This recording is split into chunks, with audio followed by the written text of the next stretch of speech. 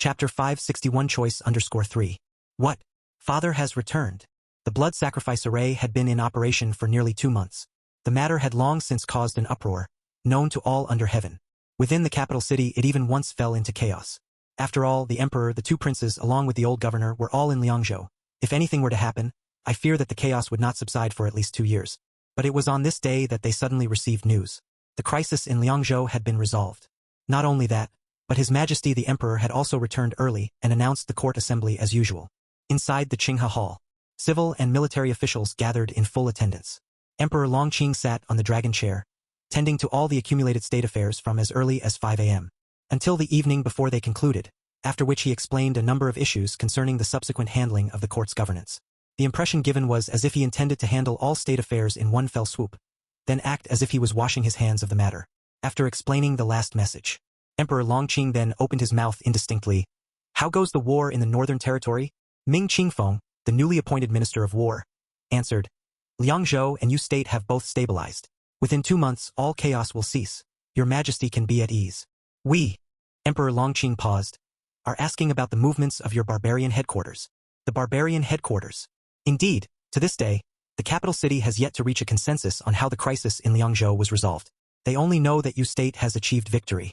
But setting aside Yu State, the scattered barbarian headquarters still had nearly 200,000 troops lying in wait, unmovable, according to common sense.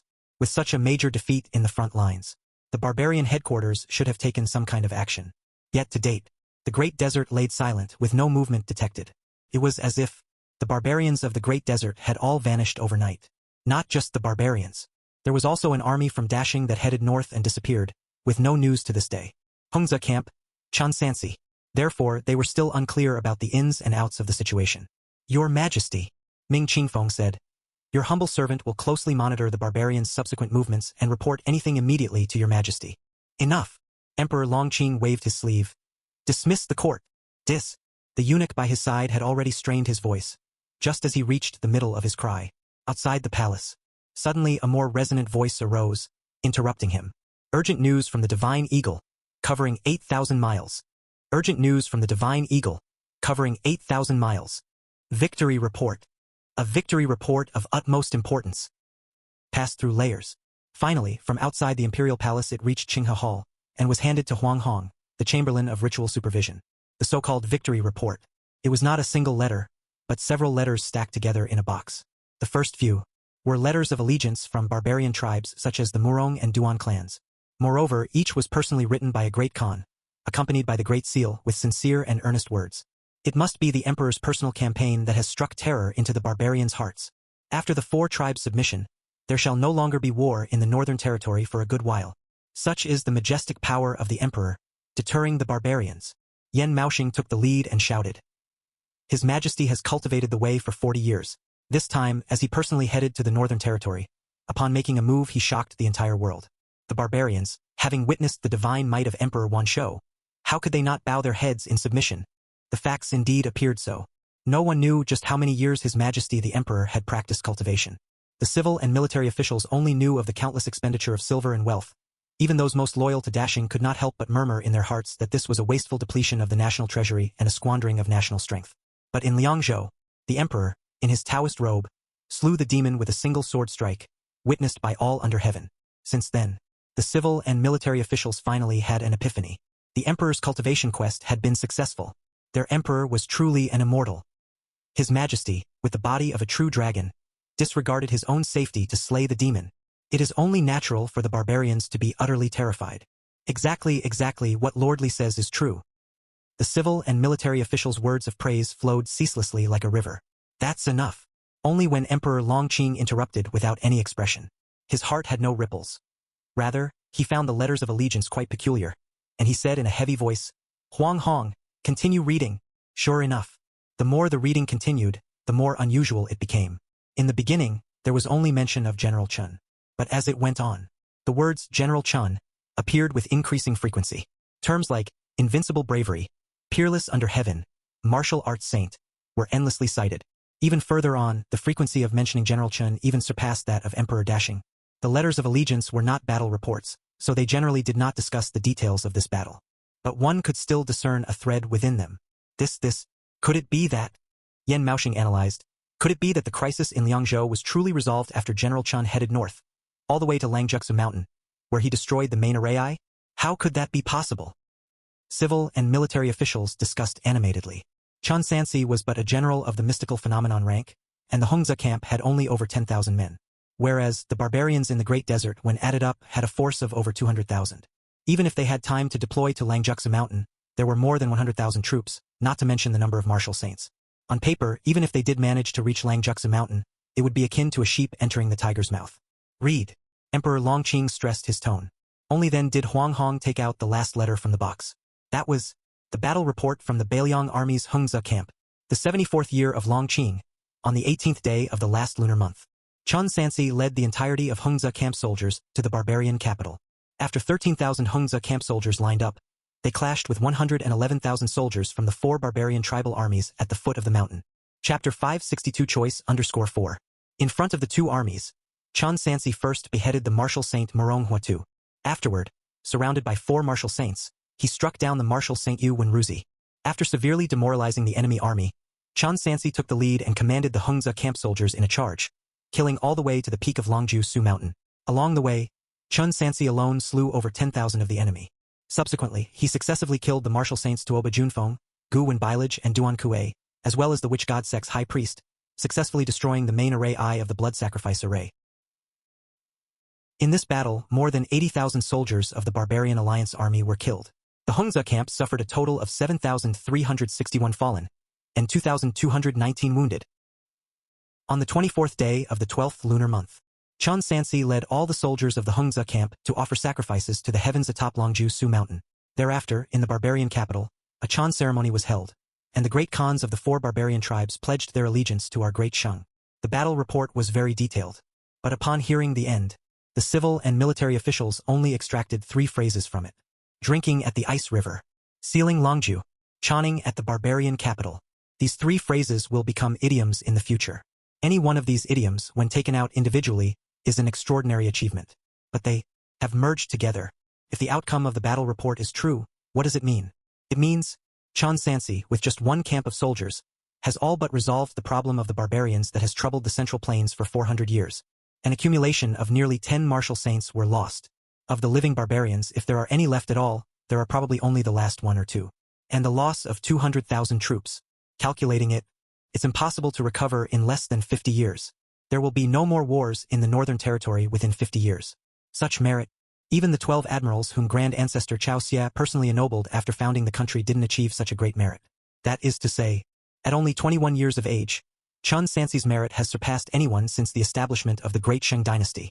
Worthy of worship in the Grand Ancestor's temple. He truly is worthy of worship in the Grand Ancestor's temple. In the martial temple of 10 sages, there should be a place for him. Among the living, in the martial temple of 10 sages, the saint of the military family. After a silence that lasted the time it takes to drink a cup of tea, people began to gradually come to their senses, still incessantly drawing breaths of cold air, immersed in shock. Until the end, there wasn't much commotion. It was rather a quiet buzz.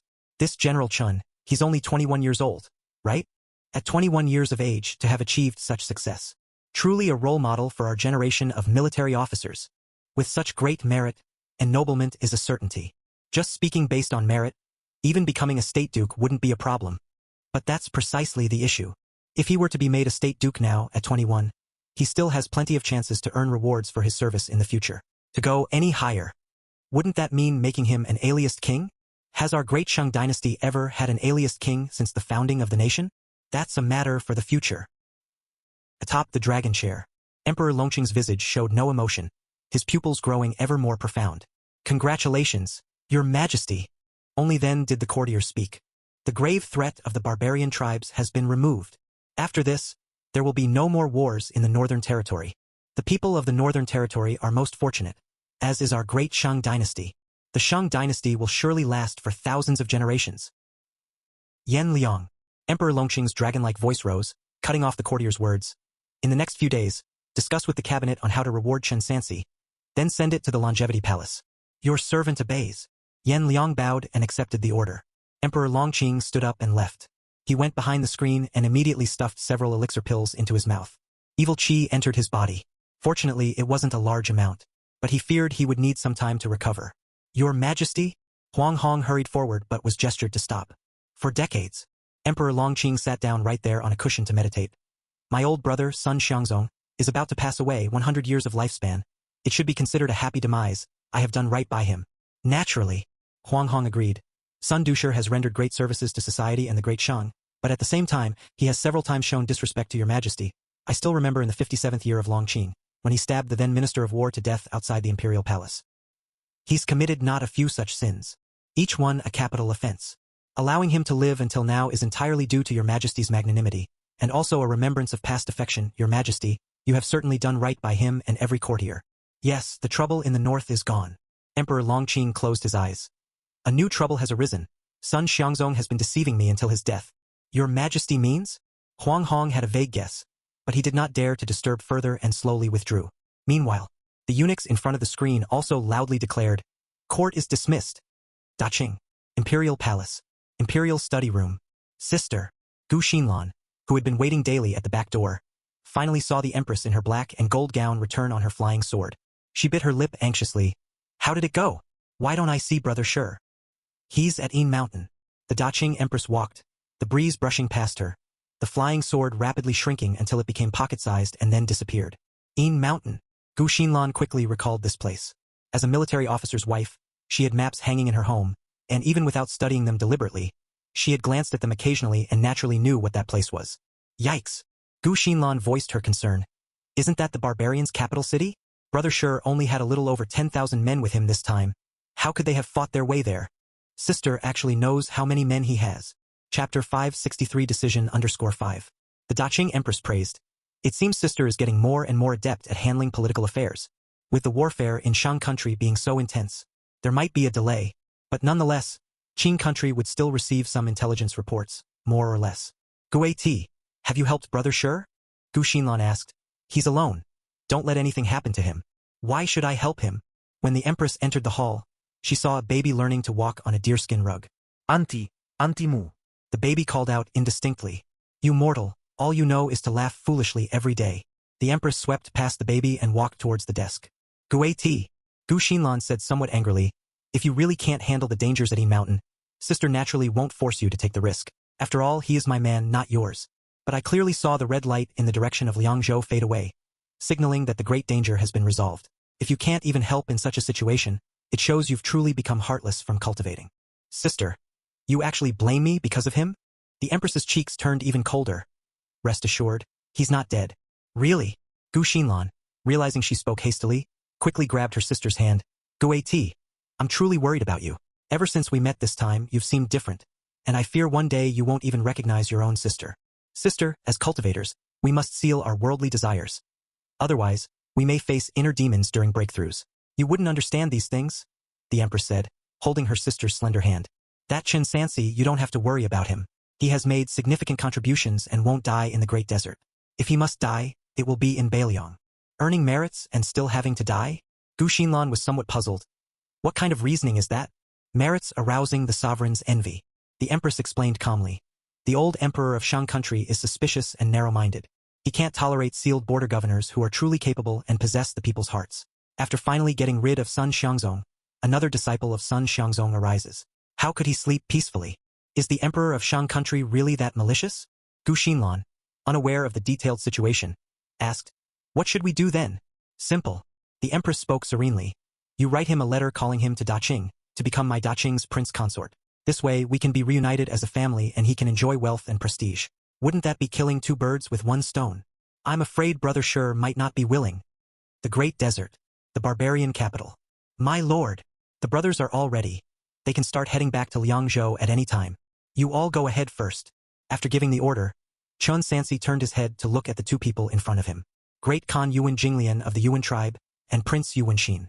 With Chen Sansi's arrangement, supporting the Yuan tribe, helping them occupy new territories, and then made the Great Khan abdicate, allowing Prince Yuan Xin to take his place, while conveniently getting rid of a few dissatisfied brothers and uncles. Do well. Chen Sansi patted his shoulder. I'm waiting for you to come back and seek revenge on me. All right, you just wait. Prince Yuan Xin vowed earnestly. In 20 years, I'll come back to Bailiang to find you. Chen Sansi didn't linger. After leaving the great capital city, he mounted his white swan horse and disappeared into the edge of the southern desert in a few breaths' time. Alas! Yuan Jinglian watched the white robe disappear into the distance before he finally let out a sigh and dared to sit down weakly. This time, the losses suffered by all their tribes were far too heavy. Father! Prince Yuanxin comforted. You needn't feel sad. I'll keep my word. Within 20 years, I will definitely lead the warriors of the Heavenly Clan back to Bailiang and capture the white robe alive. No, you must never do that. Yuan Jinglian paled with fright. My son, now that our Yuan tribe has gained considerable benefits and you have taken the position of Great Khan, in this life, we should simply enjoy the peace and quiet. Never think of challenging Bailiang. Otherwise, our Yuan tribe may not even be able to keep its current status. Father, what do you mean? I admit, I am not strong enough now. Yuanxin retorted. But is there no possibility that I couldn't rise to power later and come to greatness in the end? There is no such possibility, Yuan Jinglian blurted out. After leaving the barbarian capital, Hongzhe camp marched south in haste, heading back to Bailiang. There were far too many fallen comrades, and it was impossible to take them all back. As they journeyed back, if they encountered any, General Chun would personally lead the men to find a decent place nearby to bury and erect a tombstone for every one of them, each with their own name and surname. On the returning journey, snowflakes began to drift over the desert. But this snowfall was natural. Along the way, they passed the Agate River. On the way back, we can specifically dispatch a few thousand men to station here. Wang Ji looked at the vast grassland. This area's grassland is extremely fertile. Even a significant portion of the barbarians' warhorses come from here. From now on, Bailiang will no longer lack horses. Yes, it's all been exchanged by the brothers, Chun Sansi said. Let's pick up the pace. We won't make it back for the new year, but let's see if we can make it in time for the Lantern Festival. 25 days later, the gates of Liangzhou City. Tens of thousands of citizens welcomed them outside the city. They had already been informed. The demons that harassed Liangzhou were all driven away by that Chun Sansi, General Chun, leading the Hongzhe camp. It was General Chun and the Hongzhe camp who saved them, who saved the millions of people in and around Liangzhou. To them, he was like their deity. If I'm not mistaken, this General Chun is the closed-door disciple of Supervisor Sun. Isn't he? Chapter 564 Choice_6. Yes, it can't be wrong. It was just under 3 years ago that he was taken in. Cough, cough. An elderly man leaning on a walking stick said, When I was young, Supervisor Sun fought several major battles to the north, earning Bailiang over 20 years of peace. Now, it's his disciple who has saved us. Truly a continuation of his legacy. I heard Supervisor Sun is advanced in age and did not accompany the troops this time. Do you think General Chun will be the one to inherit his mantle? Is that even a question? But doesn't Supervisor Sun have a senior disciple, General Liu? Even though he hasn't spent much time in Bailiang, I've often heard the storytellers recount his tales. That still doesn't compare to General Chun, though. Every battle General Chun fights is earth-shattering. Isn't it? Exactly. Moreover, Supervisor Sun clearly has no intention of passing on the mantle to his senior disciple. Otherwise, why take on a closed-door disciple like he did? You make a good point. Regardless, I think it would be best if General Chun stayed on as our supervisor. Yes, indeed. General Chun once helped the people cross the river. If Liangzhou were to face difficulties again one day, he would surely not forsake us. Right. They're back. Everyone look. Under the watchful eyes of an entire community, on the wilderness's official road, a cloud of dust arose. The ground beneath their feet began to tremble. The first thing to come into sight was Dashing's banner, followed swiftly by the gilt Chan on the general's banner. A white robe atop a white horse led the procession. Folks, General Chun is our lifesaver. We must express our gratitude properly. Without further prompting, the villagers had already prepared various offerings, kneeling together on the ground. General Chun above, please accept our bow. Not far away, Chun Sansi, riding atop Chen Sun, seeing this scene had no choice but to dismount and walk. Fellow villagers, it is my duty. My own family is also within the city walls. It's only right that I do my utmost, no need for such fuss. These are not the words of a just general. Yours is a great virtue. If possible, temples of merit should be built for General Chun. We mustn't speak of such things. Chun Sansi quickly responded. How could someone like Chun receive such a tribute? Benefactor. General Chun and his subordinates. All of you are our benefactors. Hey, old Zhang, you only recently moved to Liangzhou, didn't you? Isn't your son? Many soldiers from Hongzhe camp were transferred from capital city or other places. After being stationed, their families gradually relocated to live within the walls of Liangzhou city. Indeed, when I was leaving capital city, I wondered why leave the comfort of the city for these wild hills. But who could have imagined such great merit would come of it? Surely he'll be promoted and make a fortune this time. Shared joy. Old Zhang, your son carried water for me once. I recognize him. How come I haven't seen him? Gulp. The old man's heart sank. Already kneeling, he collapsed completely to the ground. The mood among the villagers gradually became solemn. 7,000 soldiers killed in battle by the measure of 5 family members each, that's over 30,000 family dependents. The world of these 30,000 plus people had still collapsed. Fellow villagers, please all stand up. Chun Sansi helped each person up one by one, finally managing to get everyone to stand on their own. He looked at the men and women, young and elderly, staring at him with blank expressions and finally said, "Your sons, your husbands who followed me into battle and did not return, it is my fault for being incapable. But their deaths will exchange for decades of peace in Liangzhou and the entire northern territory. I promise you, every single one of their names will be reported to the court, and the court will not treat you unfairly. I, Chun Sansi, will not forget you either." After consoling the families of the fallen soldiers, other civilians crowded around to bring gifts, eggs, white flour, vegetables, and those better off even brought salted duck eggs and cured meat. "My lord, what should we do with this?" Zhao Kong spoke in distress. According to military discipline, supervisor does not allow us to accept gifts from civilians, saying it could lead to extortion, but they insist on giving, and it's impossible to refuse. Beng Li. Chun Sansi called over his subordinate. "When you take the things, make a note of the names and how much those things are worth, then exchange them later for an equal value of rice and grain." "Understood. I'll take care of it." Wang Li left after bowing with clasped hands. The road into the city. It took more than half an hour to finish the journey. Sister Lan was not there, nor could son Li be met. The ones coming to meet him this time were only son Buki and Chen Yunqi. "Daddy." Chen Yunqi held out a stick of candied hawthorns. "Yunqi earned money by writing, and bought this for you." "Oh, you're already making money at your young age." Chun Sansi lifted her onto the horse's back. "But what made you think of buying candied hawthorns? Didn't Daddy really enjoy them last time?" Chen Yunqi said earnestly. "Yes, I really do enjoy them." Chun Sansi ate the candied hawthorns, and looking at son Buki beside him asked, "What? You have something to say?" "It's my father," son Buki said. "He told me that as soon as you return, you should immediately come to the mansion to see him." "The mentor?" Chun Sansi nodded slightly. It was right to see the old man first. "All right, I understand." With that, Chun Sansi hastened his horse toward the governor mansion. Inside the pavilion by the lake in the back mountain, he found son Xiangzong fishing. To his surprise, the old man's fish basket was brimming with fish this time. He was in high spirits as he removed a large catfish from the hook. "Heh! Finally. I have reached the pinnacle of my fishing skills. Master!" Chun Sansi approached, clasping his hands in a bow. "Your disciple has returned. You've done well. This time even I did not expect it." Son Xiangzong changed the topic abruptly. "But I didn't call you here to praise you. I want to ask what you're planning next." "Planning?" Chun Sansi inquired.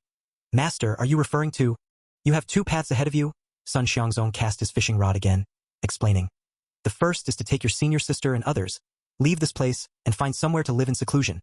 I have some friends outside who can set you up, but you're quite well known now, and how long you can hide is uncertain.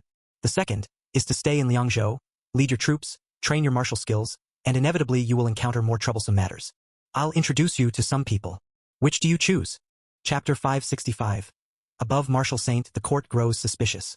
Hermitage? To put it plainly, it's just hiding away. Chun Sansi had never done anything unscrupulous, so why did he need to hide? To live a peaceful life? It's the same phrase again. If hiding away could bring peace, Chun Sansi wouldn't have joined the army under Xiang Tingchun during his time in Payang. Without any hesitation, he had said, "A disciple naturally must stay."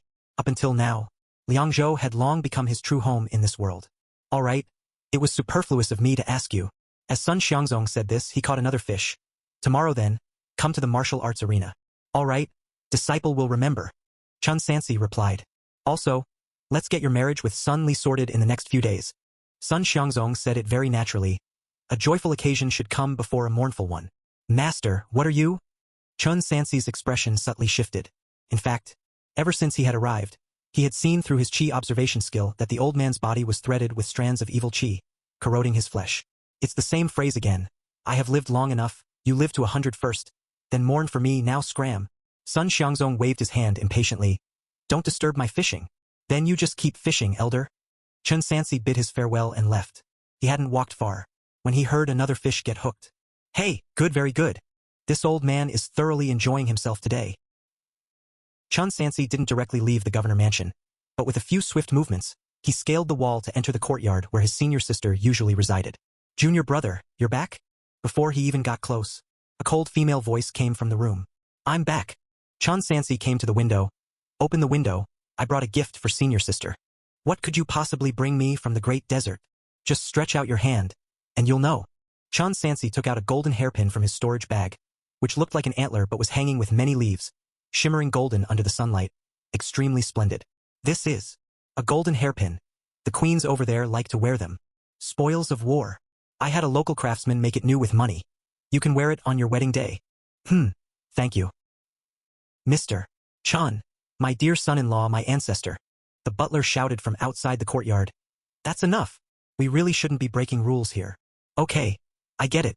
Seeing that the other party wanted to barge in, Chun Sansi had no choice but to scale the wall and leave. By the time he got back home, it was already dusk. Master, Siki Moa Boding greeting. General. Ning Xiang also came out to meet him. Zhao Zhao led Chen Yunqi to the rooftop, though it was unclear what they were up to. Heading home now? Chun Sansi entered the study, asking Ning Xiang to prepare the ink as he started to write a letter. Now that the slaughter vein crisis had been resolved, it was time to have his sister-in-law bring his wife and child back from Qin country. After finishing the letter, he handed it directly to the blue bird. Suddenly, he found himself with nothing to do. Chun Sansi instinctively wanted to practice with his spear, only to realize he didn't have his long spear on him. The Li Quan spear was left in a ruinous state after colliding with a high-grade magic weapon, and he had casually given it to an ancient demon clan cultivator who was yelping wildly after being sealed. The tiger head golden spear was also thrown off a cliff during a skirmish with several martial saints. Thinking about it, not only did his brothers under his command suffer heavy casualties in that battle, but he also lost quite a few items. 2 long spears, and a bow. During a skirmish with Yuan Jingguan, the bowstring of the iron core bow had snapped. Chun Sansi planned to go back to the mountains to see if the gigantic exotic beast snake was still there. It would be perfect to use its sinew as a bowstring due to its huge size. And speaking of cultivation, he had cultivated as much as he could fire now, as methods above the level of martial saint were still unknown to him, pending instruction from his master. However, he could still cultivate the 5 elements decision. On the march, he practiced whenever he could spare time, improving his magic abilities as well. Cultivation technique, 5 elements decision. Early stage Qi refining, first rank. Progress, 285 to 500. Compared to the Immortal Path's life-extending exercises, magic improved much faster. Magic, thick earth decision, entry level. Progress, 395/500. Magic, Thousand Swords descend from heaven. First rank. Progress, 788/1000. Furthermore, with Chen Sun and the blue bird, his beast taming skill was also improving. Skill, beast taming, not entry level. Progress, 25 out of 100. All these things required slow and steady cultivation and improvement. The pace of his advancement in the 5 elements decision was frustratingly slow. If there were single attribute cultivation techniques to refine his spirit root, then improvement should be much quicker. Otherwise, who knows how long it would take to break through to the Qi refining middle stage. And then there was alchemy. There were many elixir pills that could enhance his cultivation. Boosting these would allow him to enhance his strength more quickly. It seemed he needed to find time to make another trip to the Daisfang city. Now that he thought about it, it really was his grocery market, where he would go whenever he needed to buy something. Speaking of which, his master had summoned him to the martial arts arena tomorrow, though it was unclear what for. He also mentioned meeting some people, though it was uncertain who these people were. After running about for more than 2 months, even though the fasting pills kept him from feeling tired, he still felt the need to relax mentally. Mulling over various matters, Chun Sansi gradually fell into a deep sleep. The next day, at 5 a.m. to 7 a.m., the morning mist grew thin and luminous. Chun Sansi, riding Chen Sun, arrived at the military camp. The soldiers still in Liangzhou, including those from the Hongzhe camp, had finished their roll call and were neatly assembled on the martial arts arena. And Sun Xiangzong, in no particular hurry, walked up to the high platform. Chapter 566. Above Martial Saint, the court grows suspicious. _2. Lord Governor, an old officer asked, "You suddenly gathered us here. Do you have any urgent orders to command?" Sun Xiangzong calmly said, "Today's training, I will personally oversee it. Let's start." "Really?" The old officer immediately said in a high-pitched voice, "Hurry up and train. Whether you are a soldier or an officer, anyone who can receive personal guidance from the Lord Governor will benefit for a lifetime." The Lord Governor had not participated in the group training for many years. Instead, he entrusted his disciples with the responsibility. Today was indeed a rarity. Yes. Dong dong dong. The war drums sounded. The soldiers from 5 camps inside Liangzhou city began their training. The training was divided into military formations and individual drills. Sun Xiangzong, with his hands behind his back, began to inspect the martial arts arena, speaking a few words when he encountered any issues, whether those involved were veterans from the 8 camps or newcomers sent by the court. It wasn't until noon that he declared the end. He climbed back up on the high platform. His voice, seemingly not loud, was however clear to the more than 70,000 people present. 80 years. I remember it was the 36th year of Jeyuan. At that time, His Majesty, who was still an azure dragon, and I came to Bailiang under the imperial court's order. We organized a troop to assist the then Liangzhou guard station in repelling the barbarians from the Great Desert. Initially, I had only 800 men under my command. Later, it became 3,000, 5,000, then 10,000, until Heavenly Strategy Camp was established. Then there was Xuanwu Camp, White Tiger Camp. Gradually, we had the 8 camps. Unconsciously, nearly 100 years passed by. The 8 camps have grown into the 14 camps of the Bailiang army. People changed batch by batch. I'm getting older, my memory is increasingly poor, and I don't recognize many people. It seems, it's time for me to retire. Retire? Rumors had been circulating in the streets for many years that Sun Xiangzong's life would not be long. Back then, he seldom appeared in public, and the officers and soldiers of the 8 camps all thought it was true, which led to later events such as various decentralizations, Ning Changchuan establishing his authority, and other messy affairs. It wasn't until selected point that the old governor speared Ning Changchuan to death, restoring his authority immediately, and everyone knew that the supervisor was just appearing less, not really aging. But this time during the northern expedition to the Great Desert, Sun Xiangzong was the nominal commander, but he did not participate in reality. In the end, it was thanks to his closed-door disciple, that General Chun from Hongzhe camp, who turned the tide and severely defeated the barbarian army, resolving the crisis. They also just found out yesterday what had happened after Hongzhe camp moved north. Sealing Longju, the 4 barbarian tribes bowed down to the white robe, not to mention the founding of Dashing. Even for 1,000 years, no dynasty in the Central Plains had ever produced such a military officer. Just one battle brought about at least 50 years of peace to the borders. Can be said, he is now the foremost figure in the Bailiang army. In the past, everyone in the army venerated the founder of the 8 camps, whose campaigns in the south and north had shaken the world, Sun Dusher. But in the future, in the hearts of the young, it is likely that they will regard Chen Sansi in the white robe as their role model. But that's just the young people. The prestige and position of Sun Xiangzong are irreplaceable in the hearts of the middle-aged generals. Lord Governor, a few old officers holding their fists, were a bit at a loss for words. Hongzhe camp. Sun Xiangzong came to the front of Hongzhe camp. You've just set up camp and achieved such great merits. According to the usual practice, I should personally reward you and select some external disciples. But since it's time for me to retire, naturally I can no longer teach. I can only gift your main general a weapon as a reward. The future Bailiang will belong to you young people. Buzz. As his voice fell, in the eyes of tens of thousands, only a flash of spirit light was seen. When the light gradually faded, everyone saw, in Sun Xiangzong's hands holding a silver dragon. That was the Longdan bright silver spear, a weapon well known to everyone. For the past 60 years, Sun Xiangzong has been traversing the world with it. Years ago, when Dashing went to war with the West Qi Kingdom, due to special reasons, Sun Xiangzong could not personally dispatch troops. Even the gold medals from the capital city and the tiger talismans in the 8 camps were ineffective, until someone brought the Longdan bright silver spear, which allowed the dispatch of troops and generals. Basically, it was a situation where the weapon was recognized over the person. It can be said, the one holding the Longdan bright silver spear was the commander of the 8 camps. Now, in front of tens of thousands of soldiers, Sun Dusher handed over the Longdan bright silver spear to Chen Sansi. The deep implication was self-evident. This was inheritance, the inheritance of the mantle.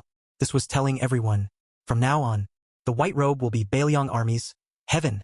Even though he might not yet be the supervisor, with the spear in hand, both mid- and elder-age generals would recognize it. Thanks to Sun Dusher for bestowing the spear, Chen Sansi received the silver spear with both hands, as if truly grasping a silver dragon in his hand, buzzing continuously, and even seemed somewhat uncontrollable. He also realized just now what his master had intended by letting him come to the camp. One generation replaces the former. A new generation replaces the old. Old master. This was passing on all the prestige accumulated over his lifetime. Publicly, handing it over to him. Supervisor Mighty.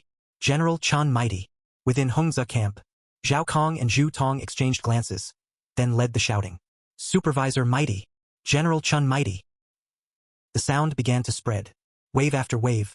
Soon, the word mighty echoed through the skies. Chapter 567. Above Marshal Saint, the court grows suspicious _3. A military exercise. Also, amidst earth-shaking shouts, was declared finished. The soldiers were still cheering. Chen Sansi, however, retracted his silver spear and followed his master out of the barracks, making their way to the immortal crane tower and up to a room on the top floor. Ah! Supervisor Sun has arrived. The waiter led the way with a beaming smile. Your guests have all arrived. Good. Sun Xiangzong said as he pushed open the door. Inside, sitting around the dining table in the room, were a dozen or so people dressed luxuriously.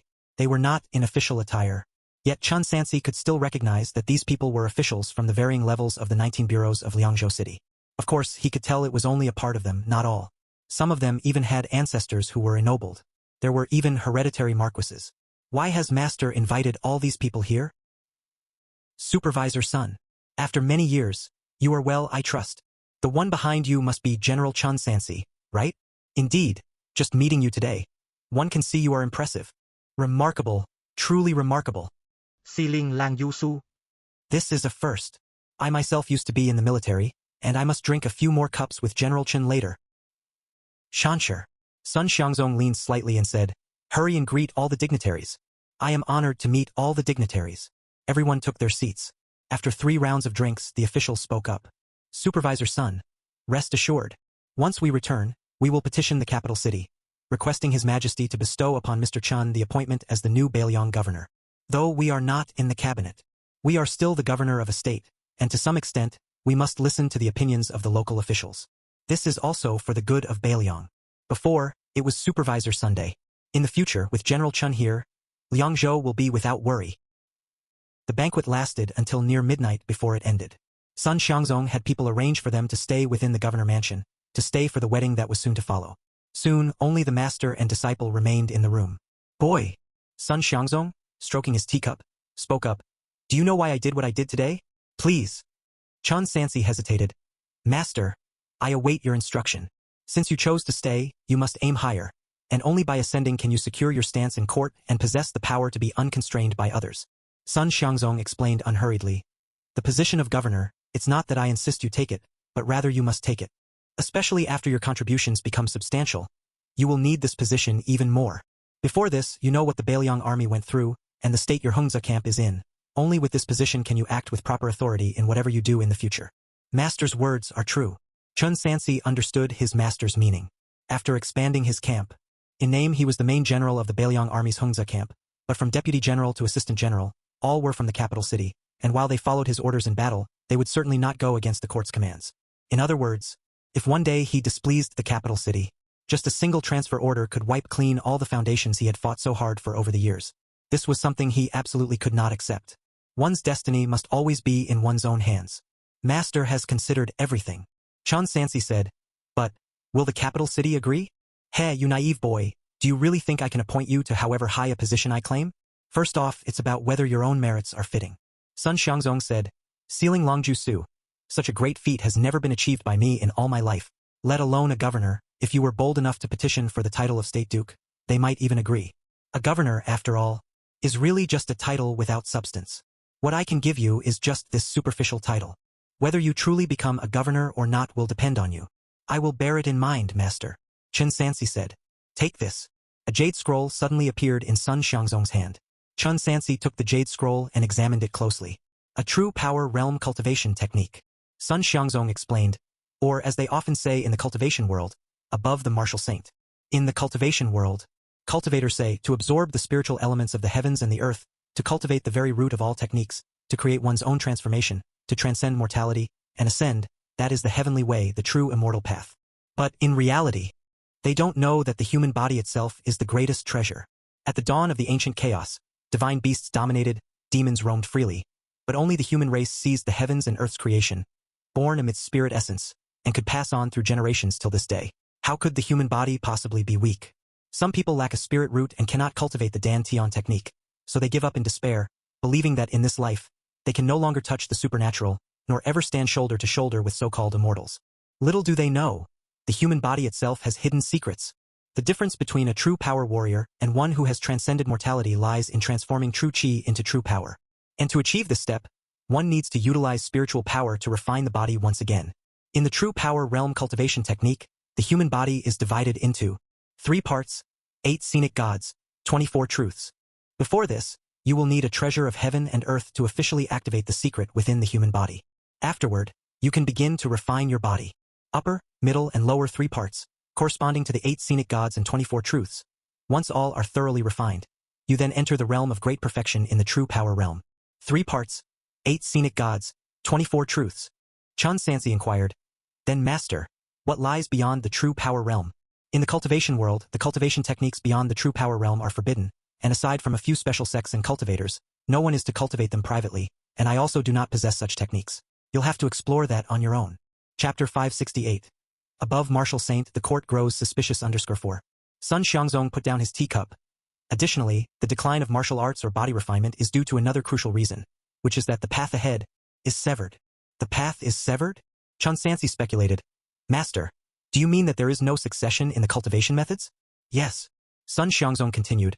Once a certain realm is reached, the cultivation techniques and methods of martial arts cease to exist, whether they were deliberately destroyed or fell into oblivion on their own.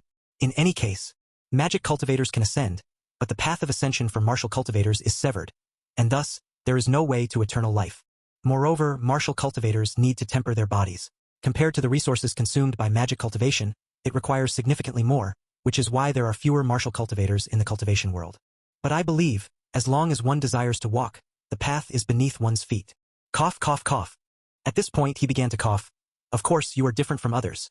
You have both a spirit root and a good talent for martial arts, so you can walk both paths simultaneously. Sometimes, walking two paths at the same time can be easier than walking just one. Cough, cough, cough, cough, cough. Crack. Sun Xiangzong's face suddenly turned deathly pale, uncontrollably knocking over his teacup, and ceramic shards splashed everywhere. Master! Chun Sansi hurriedly stepped forward to support him. It's getting late. Let me take you back to rest. Sun Xiangzong said while walking. Martial arts practitioners also need spiritual energy. Magic cultivators absorb the nature's spiritual energy through their spirit roots, and after circulating it through the circulation, they refine it into mana, which is then stored in their dantian. Whereas in martial arts, practitioners inhale nature's spiritual energy using breathing skills, and then refine the spiritual power using pilework and techniques, similarly miraculous as the martial cultivation in the transcendence realm. As for spiritual energy, cough, cough, cough. I have prepared for you in advance some spiritual pearls. Master, let's talk about these things slowly later. Chun Sansi said somewhat guiltily. You should rest well first. Impertinent disciple. It's not your place to interrupt. Sun Xiangzong chastised. Those spiritual pearls are not only for your use. After taking them out, it's equal to creating a spiritual vein cave mansion within a certain area. If you are willing, you can also share them with others. A first-rank top-grade spirit vein is enough for your martial arts true power realm and the foundation establishment of the cultivators until then. After that, if you still want to continue upward, you'll have to find a way yourself. Additionally, now that the seal on the eastern continent is loosening, other continents' cultivators will gradually enter the divine continent, seeking other spirit veins. There will be more problems than fewer, so if you can handle them, handle them. If it's too dangerous, avoiding them is also acceptable. These things should have been managed by me, but I am truly no longer able to manage them. There's also Chao Kai, our holy emperor, the emperor of Capital City. Behind him also stand cultivators, but I do not know the specifics. His cultivation realm is Qi refining perfection, and if I am not mistaken, he will be establishing his foundation soon. Combined with the National Guardian Seal and the Dragon Abyss Sword, after my death, he should rightfully be the strongest among the mortals. You should be aware of this. Also, one more thing. After I fall asleep, if one day I don't wake up, remember to take off my ring too. Inside there are some things that you can take if you want or destroy if you don't. The day after tomorrow is your grand wedding with Sun Li. I have only this one daughter to offer to you. And, Master, please stop talking. Impertinent disciple, you don't need to support me. No matter how you scold me, today you must not exert yourself further by talking. Save your energy to drink the celebratory wine in a couple of days.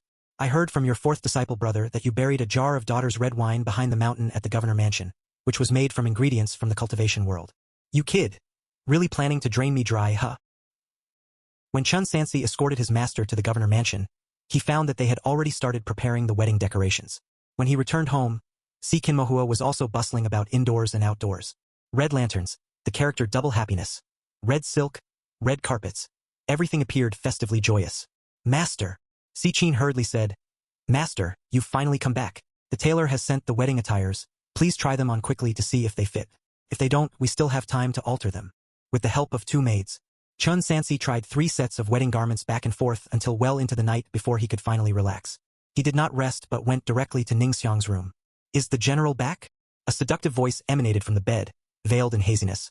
Coming to my room in the middle of the night, have you finally decided to cultivate the yin-yang harvesting path with me?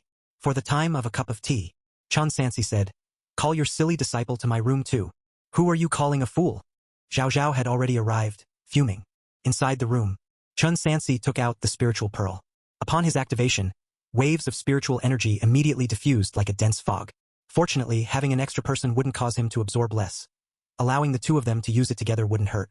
If their cultivation could improve somewhat, they would be able to play a bigger role in the future. Divine skills. Controlling immortals. Entry level. Progress. 25 out of 100.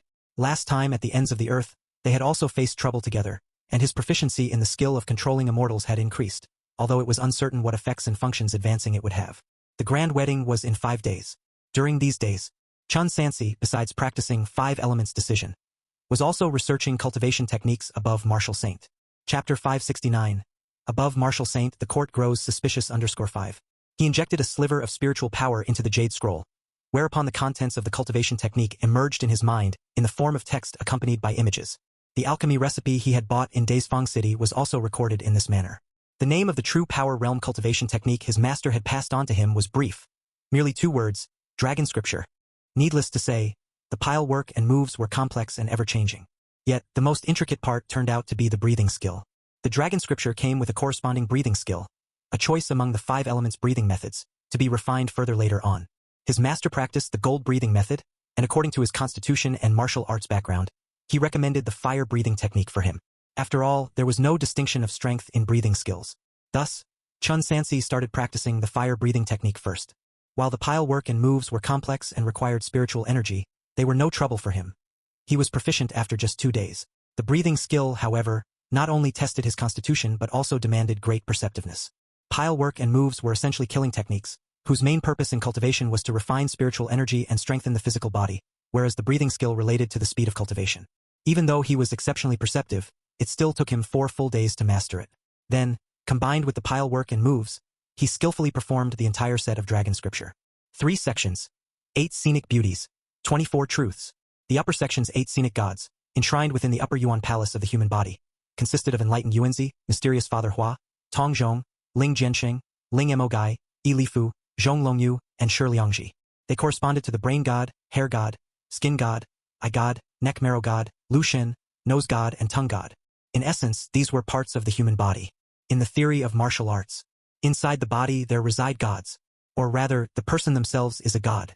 The process of cultivation is a step-by-step unlocking of these secrets or refining of the divine body until the flesh becomes divine and capable of destroying heavens and earth.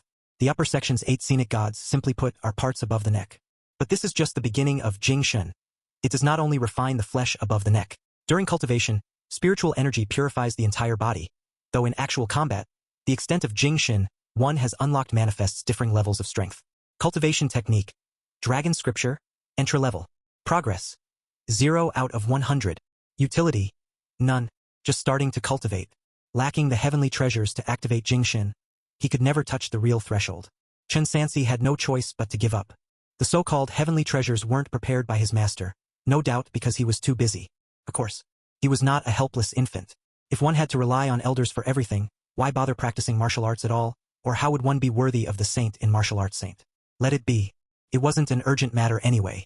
After his grand wedding, he'd find an appropriate time to visit Daesfang City again. There would always be a way.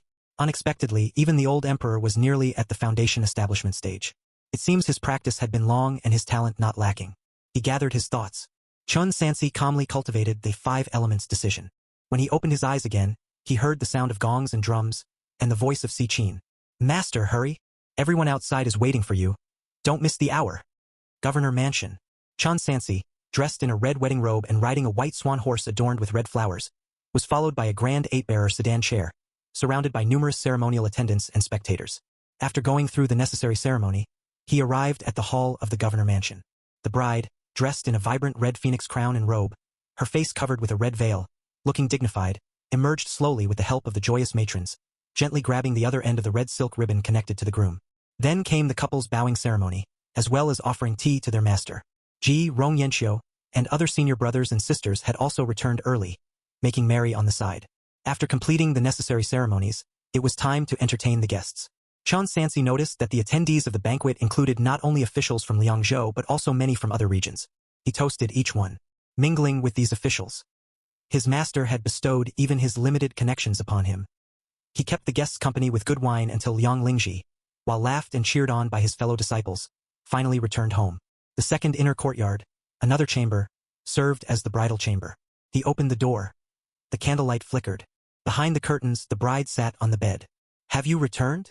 Yes, senior sister. Still calling me senior sister? Wife? I think senior sister is quite good, no delay. As you wish, junior brother. Senior sister, according to the customs of the Shang people, aren't we supposed to drink cross-cupped wine? It's on the table. Chun Sansi picked up the pre-prepared daughter's red wine, poured 2 glasses, and then the two of them sat on the edge of the bed, their arms intertwined, drinking the fine wine together. Senior sister, doesn't this wine taste off? Off. Try it again. Capital City. Longevity Palace. Members of the cabinet gathered here. Behind the curtains, the voice of the old emperor was as calm as a deep well. Let's talk about Chun Sansi's matter. What do you think would be an appropriate reward? Your Majesty, Ming Qingfeng said. For such heavenly merits, bestowing a marquisate would be the minimum, but, recently, Sun Xiangzong has often been filing petitions, suggesting the position of Bailiang governor for Chun Sansi. I've seen the petitions too, and there are many local officials from Liangzhou as well, all of whom seem to hope Chun Sansi would succeed as the next governor. Yan Maoxing spoke. But we had previously agreed that after Sun Xiangzong's death, we would abolish the title of governor, never to be reinstated. After all, the governor's authority is too great nominally. They can regulate troops during peacetime and command all military and administrative matters of 3 states during war. Such sealed border governors are indeed difficult to control, and Sun Xiangzong is a prime example. Chapter 570. Above Marshal Saint, the court grows suspicious _6. Yes. Minister of Personnel Yin Mingchun, who was also the father of Yin Hanwen, said, Sun Xiangzong pulling such a move before his death. I don't know what he's up to. In my humble opinion, granting him the title of Marquis is acceptable, but the position of supervisor should absolutely not be allowed. I also feel it is inappropriate. Yes, indeed. The position of supervisor was only set up in the Bailiang because of unceasing warfare which often led to emergencies, requiring someone who could take charge at any moment. But now that the conflict at the Northern Territory has ended, there is completely no benefit in retaining the position of supervisor. That's correct. Emperor Longqing's voice rang out. Yan Liang, Ming Qingfeng, you two stay. The rest may leave. Yes. Several ministers bowed and withdrew. Inside the hall, only Yan Liang, Ming Qingfeng, and genie guard Zhangsun Shuxing remained. Zhangsun Shuxing reported, Your Majesty, lately, Sun Xiangzong has been doing more than just writing petitions. Not long ago, he even went to the martial arts arena and in front of tens of thousands of people, handed over his long and bright silver spear to Chun Sansi. Chun Sansi's wedding banquet with his daughter also invited quite a number of officials. The implications need not be elaborated. Indeed, Your Majesty, Ming Qingfeng concurred. After finally getting rid of Sun Xiangzong, our great Shang dynasty absolutely cannot allow another sealed border governor who is not restrained by the court.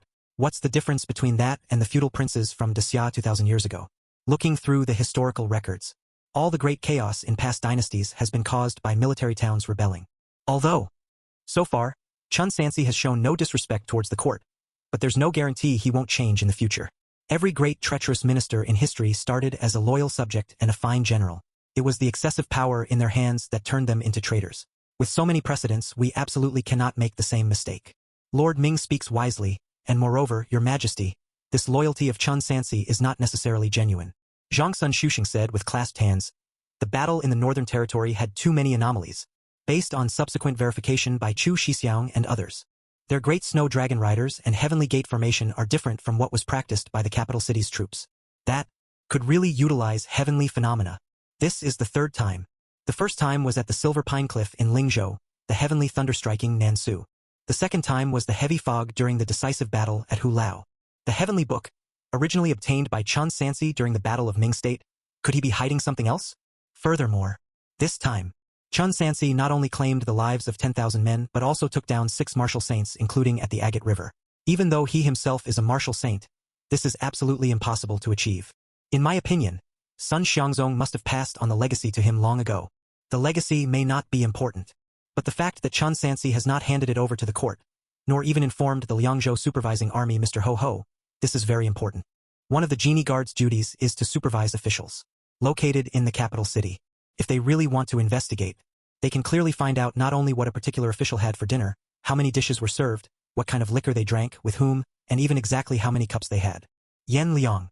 The voice of Emperor Longqing was emotionless. Your opinion? The only one not standing but sitting on a stool, Chief Minister Yan Liang, slowly began to speak. I believe we can agree. Mr.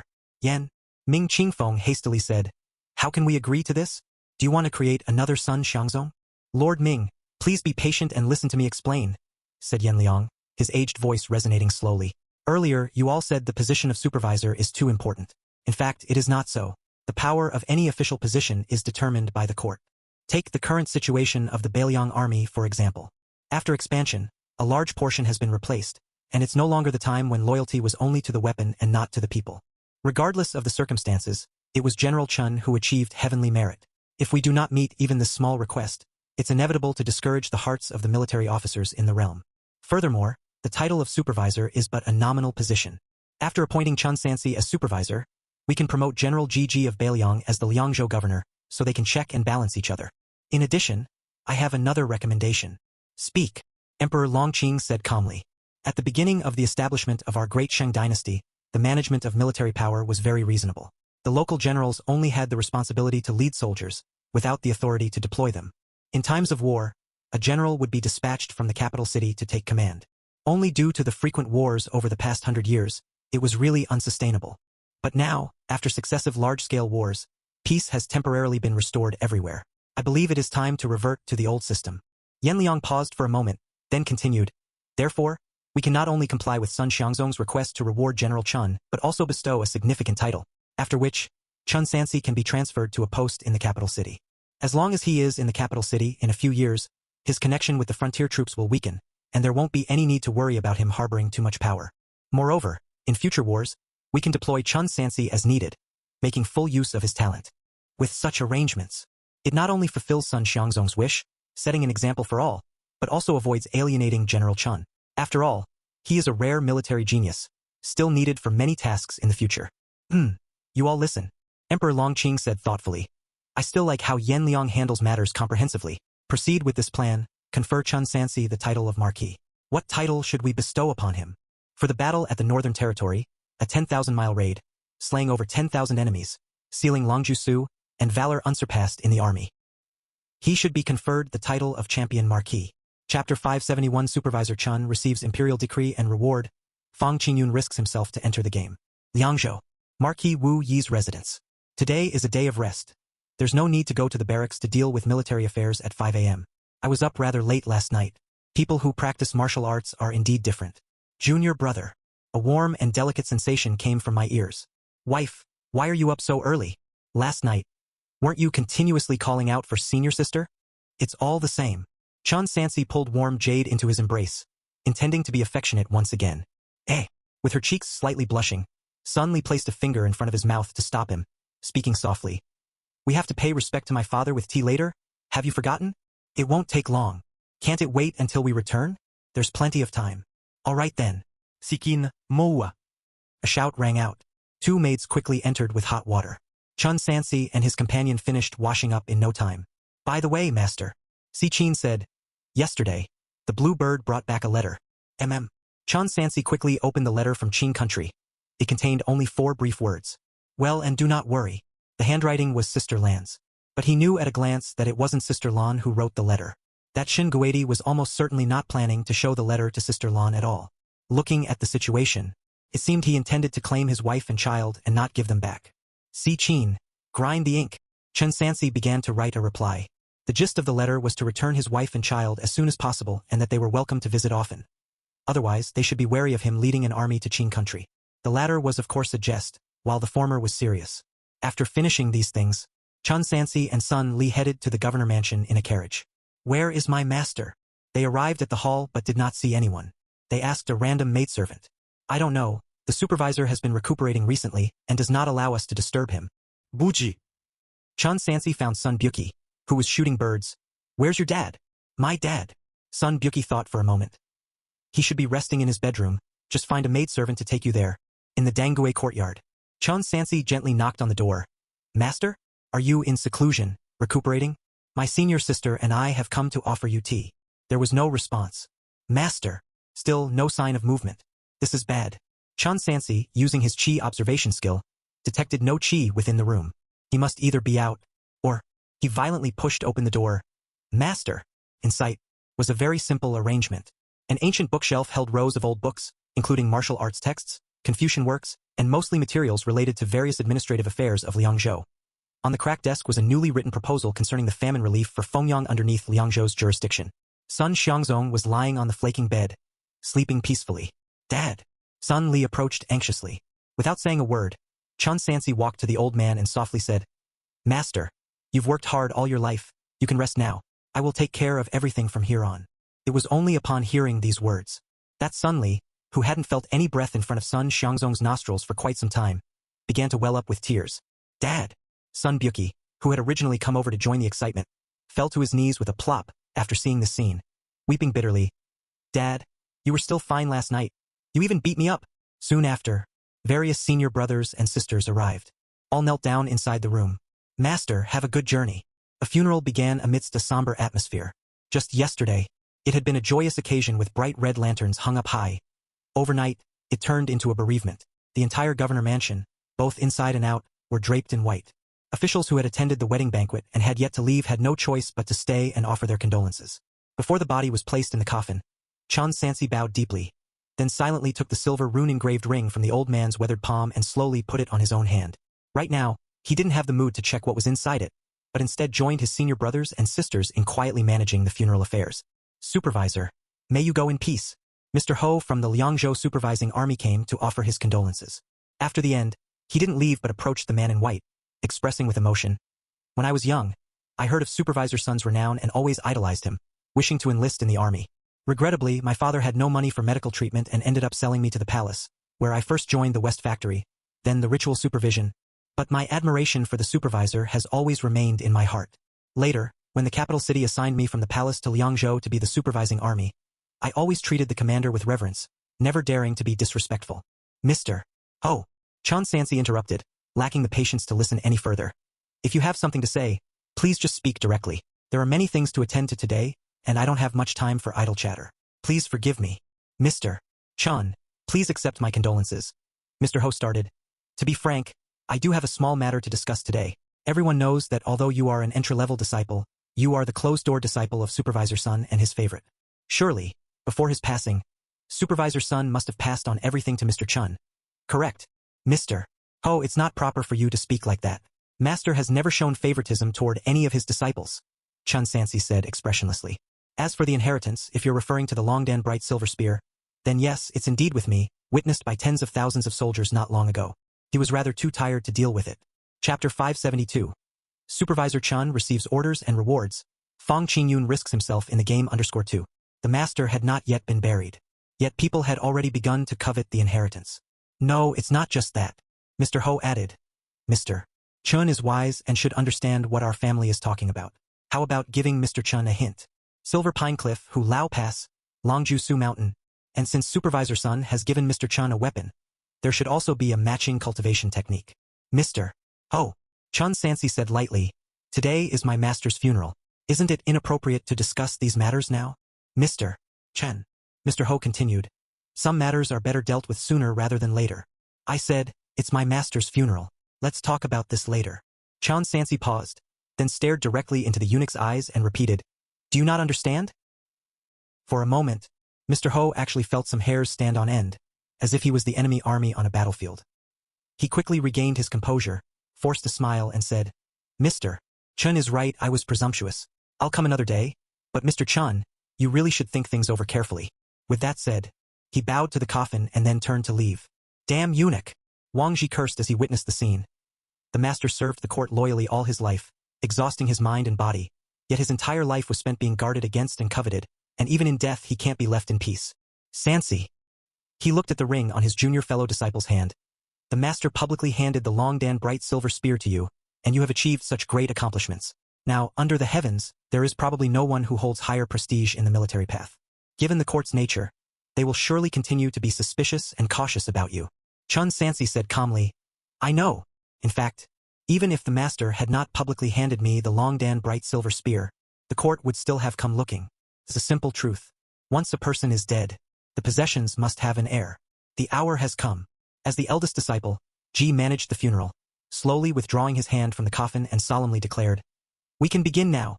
The sound of funeral music started to play. The disciples lifted the coffin. The funeral procession was vast.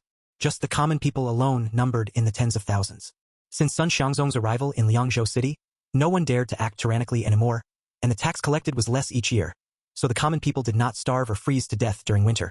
On this day, the city was dressed in mourning attire. Women, children, and the elderly mourned throughout the city.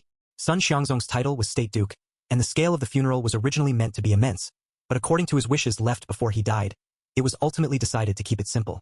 Apart from involving many participants, there was nothing particularly lavish, only the coffin, which the eldest disciple insisted on getting the finest quality. The burial site was chosen on Yellow Cloud Mountain. Beneath Yellow Cloud Mountain was Huangyun Village. This was where Sun Xiangzong was born. Could be said that the leaves have returned to their roots. As the coffin was buried and soil began to fill the grave, at that moment, Chun Sansi sensed something and drew out the Longdan bright silver spear. Through it, a stream of golden spirit essence wafted out. Hovering over the coffin for a few rotations, it then dissipated with the wind. The spirit of the spear. The master used to say, everything has a spirit, and weapons are no exception. Over time they cultivate a gun spirit. Clearly, after the master's death, a wisp of the spear's spirit essence also departed. The spear had truly become his possession. Honorable Sun Xiangzong's tomb. The epitaph was also very simple. Beside this line were the names of Chun Sansi and the other disciples. His lifetime achievements were not engraved on it. 100 years old. Is that a long life? Counts as a long life, yet it doesn't. Until the afternoon, the mourners gradually all departed. On the mountain, only his children and disciples remained, not leaving for a long time. Only Sun Buki silently descended the mountain alone. Now that the war has ended. Finally, Rong Yanxiu spoke up. I wonder what everyone plans to do now. Amitba, the fifth disciple, Meng Guangxin, said, the master has gone to the western paradise. It's natural for me to return to Lingyin Temple to chant sutras and ring bells daily. It's indeed a free and joyful life. I have some things to do. Yi Fengxiu looked at the sword in his hand. Since these are matters of Jianghu, there's no need to stay at the court anymore. Matters of Jianghu should be settled by Jianghu. This was also my original intention when I started learning the sword. Don't. Upon hearing this, Wang Ji hastily said, are you guys thinking of disbanding? There's no banquet that doesn't come to an end. The second disciple, Cheng Wei, said, if the two junior brothers are leaving, then I'm also leaving. It's been difficult enough to save some family funds over the years, but a single imperial decree could hand it all over to someone else, who still has the heart to continue. Better to head south to do business with old acquaintances and hopefully receive support from our brothers in the court. He was originally the main general of the White Tiger camp. After the expansion, he was directly transferred to the Liangzhou guard station and even had to follow Zhao Wuji's orders.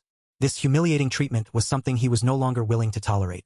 Old Tu is right, Meng Guangxin scoffed.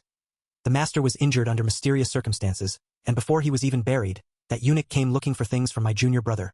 With such a court, let those who love it stay. Chun Sansi was surprised to know. Master injured? He had been for a while. Meng Guangxin said. Otherwise, why do you think he hadn't taken action for so many years? It was because he needed to recover. Otherwise, he might have lived a few more years. As for how he was injured, you can think about that. And old Four's leg. Rong Yanxiu added. And my junior brother Bu Qi. Over the years, Mr. Chao has deceived us many times. I no longer intend to continue toiling. Chapter 573.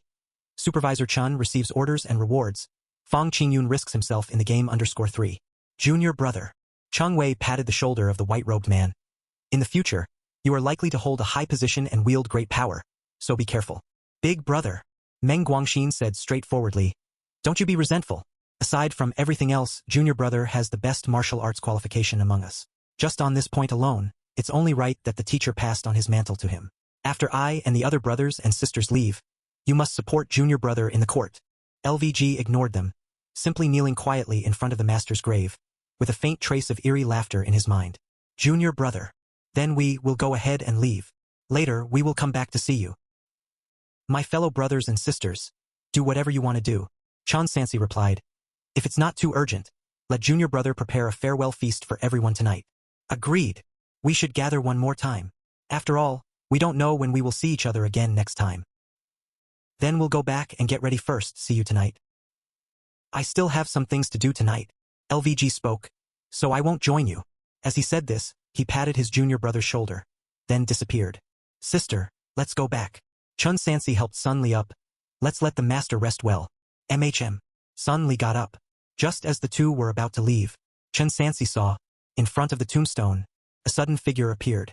It was a scholar in a washed-out white long robe, wearing cloth shoes, simply dressed but looking exceptionally clean and neat, standing in front of the tombstone, silently looking at the writing on it. Mr. May. Chun Sansi saluted with a fist. You're here too. Just to take a look. Mei Xiao said indifferently. Elephant sect. I watched it grow. These words sound strange somehow in Chun Sansi's ears. Whom are you talking to? Asked Sun Li's voice. Can't you see him? Chun Sansi asked, confused. See what? Sun Li, pulling him along, said, Junior brother, don't be too sad either. Only those destined can see me. Mei Xiao explained. I and this young brother are fated. In the future we will meet again. He said this and nodded slightly, then disappeared. Not long after, just like last time at the Governor Mansion, elsewhere nearby, Mr. May's figure reappeared. He seemed to be leading someone, doing something, full of spirit and passion. Afterward, he completely vanished. This is really strange. Chun Sansi stopped mourning the master for several days. Everything suddenly quieted down, and he went to his room in the backyard to check what was inside the ring. After injecting a strand of spiritual power, he could see, in the pitch-black space, there were some spirit stones, not many, and also a spiritual pearl, except it contained evil chi, presumably left from sealing the slaughter vein. Besides, there was a bow without a string and some arrows. Mid-grade magic device. Chun Sansi had visited Daisfang City and could tell the grade of the magic device. He took the bow out. At a glance, it looked like an ordinary recurve bow, but a closer inspection revealed that the wood was spirit wood from the cultivation world with profound inscriptions. Not ordinary at all. The arrows too appeared plain, but they could hold spiritual power and true chi. The only thing missing was a bowstring. It seemed that the master had not had time to fully prepare it before he left, which is why it had not been taken out. A mid-grade magic device corresponds to a cultivator at the chi refining middle stage, comparable to his current martial arts realm. It should be sufficient for now. Continuing to look, there was also a talisman. An array talisman used for shielding spiritual energy. The master had instructed that cultivators might enter the eastern continent in the future, so it was necessary to be careful when using the spirit vein. Better to choose a fixed place for the cave mansion and use the array talisman to shield spiritual energy without changing locations arbitrarily. Lastly, there was a piece of spirit wood and a jade token. The jade token was inscribed with Qingshu sect. The master had also left a message, saying this sect was one of the few in the cultivation world with a body refinement heritage. If there were no other options in the future, he could take the jade token to look for Master Yuling, but it's better not to go if possible. The final piece of wood appeared special. While it looked like wood, it felt like jade when held, engraved with 3 big characters. Guardian. This probably was related to what the master had mentioned back at the ends of the earth, the identity verification for the guardian of the eastern continent. But the master had never mentioned where this guardian identity came from, or how he acquired his cultivation inheritance. Perhaps it had something to do with the extreme north that the senior brother had once mentioned. Storing all the items for the time being, Chun Sansi tidied up and went to Immortal Crane Tower to prepare the farewell banquet for his senior brothers and sisters. Until midnight, concerned about Sun Li, he returned home. So let's go as well.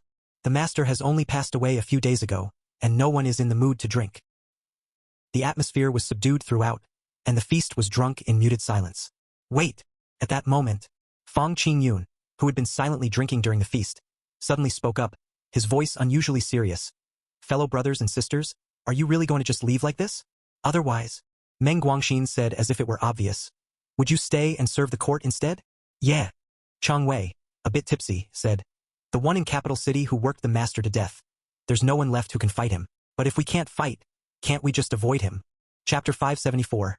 Supervisor Chun receives orders and rewards. Fong Qingyun risks himself in the game _4. Old 2, you were right. Smack. Fong Qingyun slapped a letter on the table. These are messages from the palace. Take a look for yourselves. Old Qi, you may think that Jianghu matters end within Jianghu, but your nemesis has already established connections with the court. Do you know the consequences of resigning from your office to kill an official? Old 5, your destination isn't Lingyin Temple, but Chengtian Temple in the capital city. Right after you resign, you'll be appointed as a supervisor there. Old 2, forget about your grand business plans. If you don't get along with Prince Zhan Nan, do you think good fortune will come your way after you head south? And Old 6, during this battle in the Northern Territory, your recovery in cultivation has been exposed. You'll get your reward, but you'll also be reassigned to serve under Prince Zhan Nan in the south immediately. Forget about Marshal Saint resources for the time being. And 9th junior sister, you're going to be a palace maid, supervising all the other maids. How do you feel about that, happy? Upon hearing this, everyone was taken aback. Ah! Meng Guangxin roared, flipping the dining table over. Damn his ancestors! He flew into a rage. Master has only been dead a few days, and they're already moving against us. What are they trying to do? Corral us like beasts. Damn it, Old 5, you got food all over me. These are the morning clothes for Master. Wang Ji cursed loudly. It's too much. This is just too much. Chang Wei clenched his wine glass into powder. When Master was alive, the court was wary of us, fearing we would become too powerful with our troops. I can understand that. But now, we have no military power. In the Bailiang army, 8 out of 10 are their people. With the master gone, there's no one left to stand up to the old emperor. Can't he just leave us be? We can't leave. Rong Yanqiu had a sudden realization.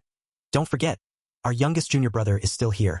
If they treat us like this, his days inheriting master's mantle are going to be even more difficult. If we leave, our junior brother in the Bailiang army will be completely without support. Master only left behind Sun Li and Buqi as his descendants. Even if it's not for junior brother, we can't leave. But Cheng Wei, now slightly calm, began to ponder again. But even if we don't leave, what can we do? Over the years, the master has continuously cut taxes in the 5 northern states. The imperial court has been very dissatisfied with that. Now that master is gone, if we don't comply, I fear that. With this statement, the room fell silent. Master is gone. In this situation, there's no one left to stand up and shield us from the pressure of the capital city. No, there is someone. Fang Qingyun seemed to see the thoughts in their hearts. You've forgotten who holds the long-dan bright silver spear, haven't you? You mean? Cheng Wei sat back down. Our youngest junior brother? Junior brother is still young. He has some stature in the Bailiang army, but even with our support, the military power amounts to just 1/5. Besides, he is, after all, in the martial saint realm, incomparable to master. Rong Yanqiu said, relying on him is probably not enough.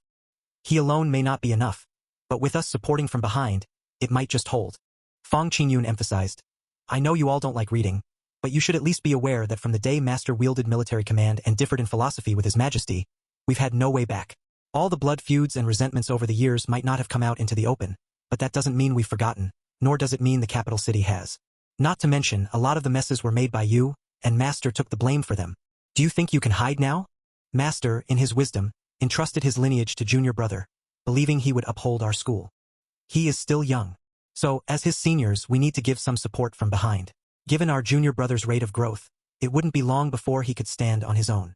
Old Four has a point. Wang Ji agreed. Hiding is not the solution. We all started as common folks. Don't forget why we followed master. Of course. Fang Qingyun changed his tone slightly. But it's not just up to us to decide if we're going to uphold the school. It's exhausting. Whether we want to or not, we'll have to see how junior brother feels about it. In case. Cheng Wei anxiously added. What if junior brother doesn't plan on challenging the imperial court? After all, he holds no deep grudge against the Chao family, so why take the risk? As long as he obeys and gives up some power, a life of glory and riches is still within reach.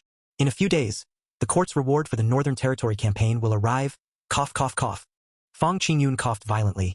Then, we will see how junior brother chooses.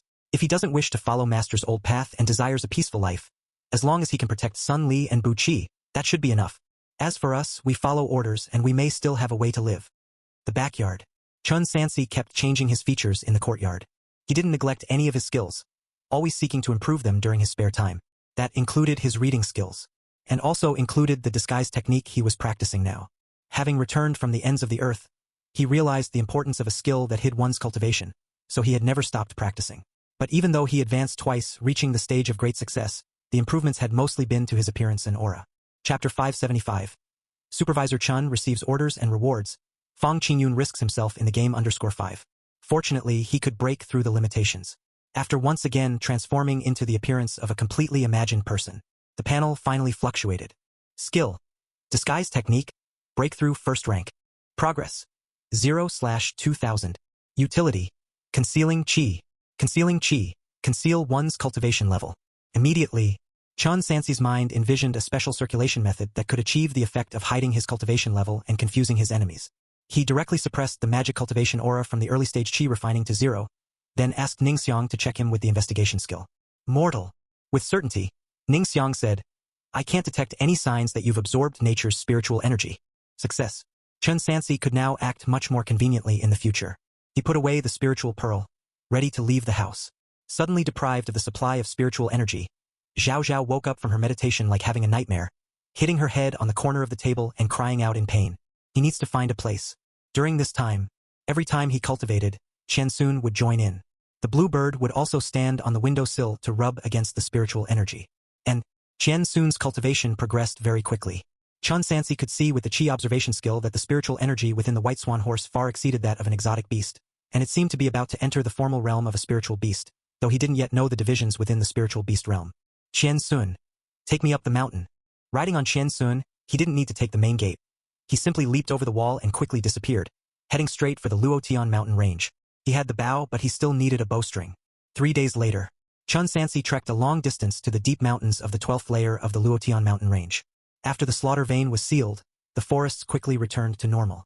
Some of the poisonous beasts that were tainted with evil chi died immediately after losing the supply of evil chi, leaving only a few that were still alive. Because of the giant snake's enormous size, he hardly expended much effort to find his target. A glance at it revealed, the giant snake's scales looked like pitch-black armor, its body stretching 100 zhang long, and something like horns seemed to be sprouting on its head, though it was unclear which bloodline the snake belonged to. Assessing its strength, it was probably at the chi-refining middle stage. In the spiritual energy-deprived eastern continent, possessing such cultivation-level martial artists who went to the mountains to hunt would easily mistake it for a dragon if they saw it. Hiss! Before Chun Sansi could approach, the giant snake sensed hostility and hissed aggressively as it moved closer. A flash of silver. The long spear appeared.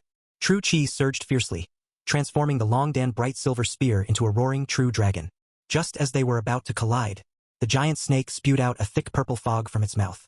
Since the beast had cultivation and was no ordinary animal but a demon beast with sentient nature, having some special magic skills for protection was fairly normal. Chun Sansi was prepared and deployed the Thick Earth Decision. But Thick Earth Decision was not a flawlessly all-encompassing defensive magic. Its defensive range was truly just a wall, so it only temporarily blocked the poison fog before it started to spread to both sides. Chun Sansi's figure flashed, nimbly moving to the side of the giant snake, and then he leaped, the true dragon striking from above, breaking through the scales, tearing skin and flesh, crushing bones, and pinning it directly to the ground. Hiss! The giant snake struggled in agony and roared. Clang! Zhang Yu was unsheathed. A gleam of sword light flashed. The giant snake's huge head was severed from its body, and as it fell, it rolled down the hillside while continuously spewing poisonous fog. Whatever came into contact with the fog, whether animals or plants, rotted and died instantly. It lasted a good while of a tease time before stopping, and everything within several dozens of zhang was utterly rotten. It was done. This giant snake was also affected by evil chi, so its meat was inedible, but its body parts could still be crafted into weapons without issue. Neither storage bags nor storage rings would carry flesh. Storage bags that could carry flesh or live pets were even more expensive. It took quite an effort for Chun Sansi just to transport them down the mountain. He also asked Chen Sun to call people in advance to wait outside the Luotian mountain range. Goodness! My lord! Did you slay a dragon or a snake? In the end, it took a dozen or more people, pushing a dozen carts to take the giant snake away. As soon as they entered the city, it attracted countless onlookers. A dragon! General Chun has slain a dragon. Dragon slaying. A huge stir arose in Liangzhou City. On both sides of the official road, atop a pavilion, Su Wenkai, who was drinking with 2 officials, saw this and immediately returned to his residence. He ground ink and wielded a brush with his own hands, taking 3 days to write a storybook.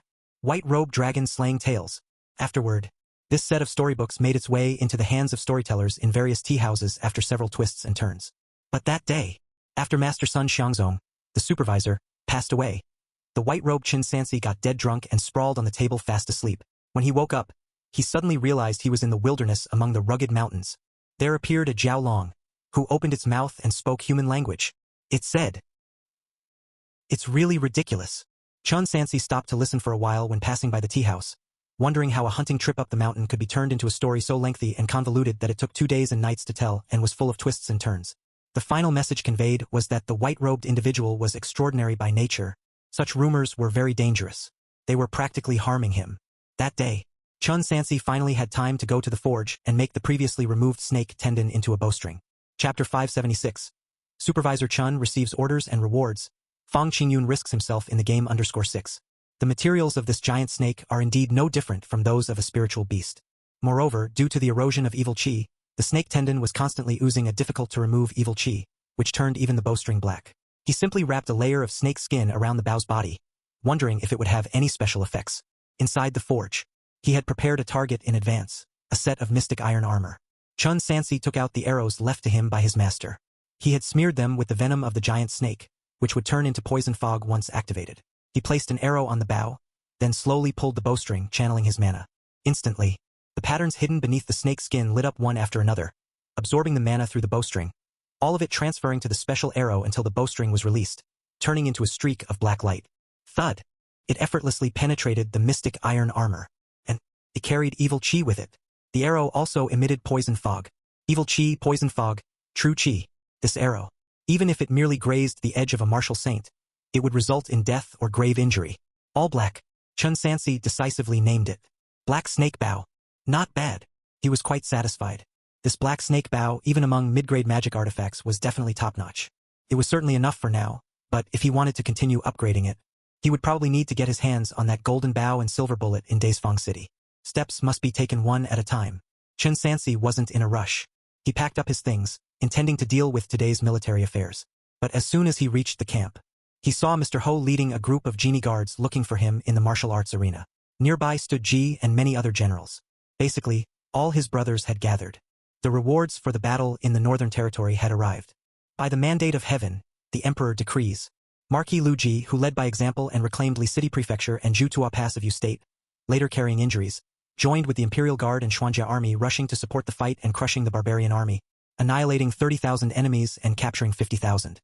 His battle achievements are illustrious, therefore, he is specially appointed as the Grand Master of Glorious Happiness with a promotion, entrusted with the position of Liangzhou Governor, rewarded with 10,000 taels of gold and 2,000 bolts of silk. Su Wenkai, who was stationed in Yu State, diligent and meritorious, has earned multiple commendations in subsequent battles, especially appointed as a standard second-rank official. Before the blood sacrifice array ended, many people had no chance to display their martial skills.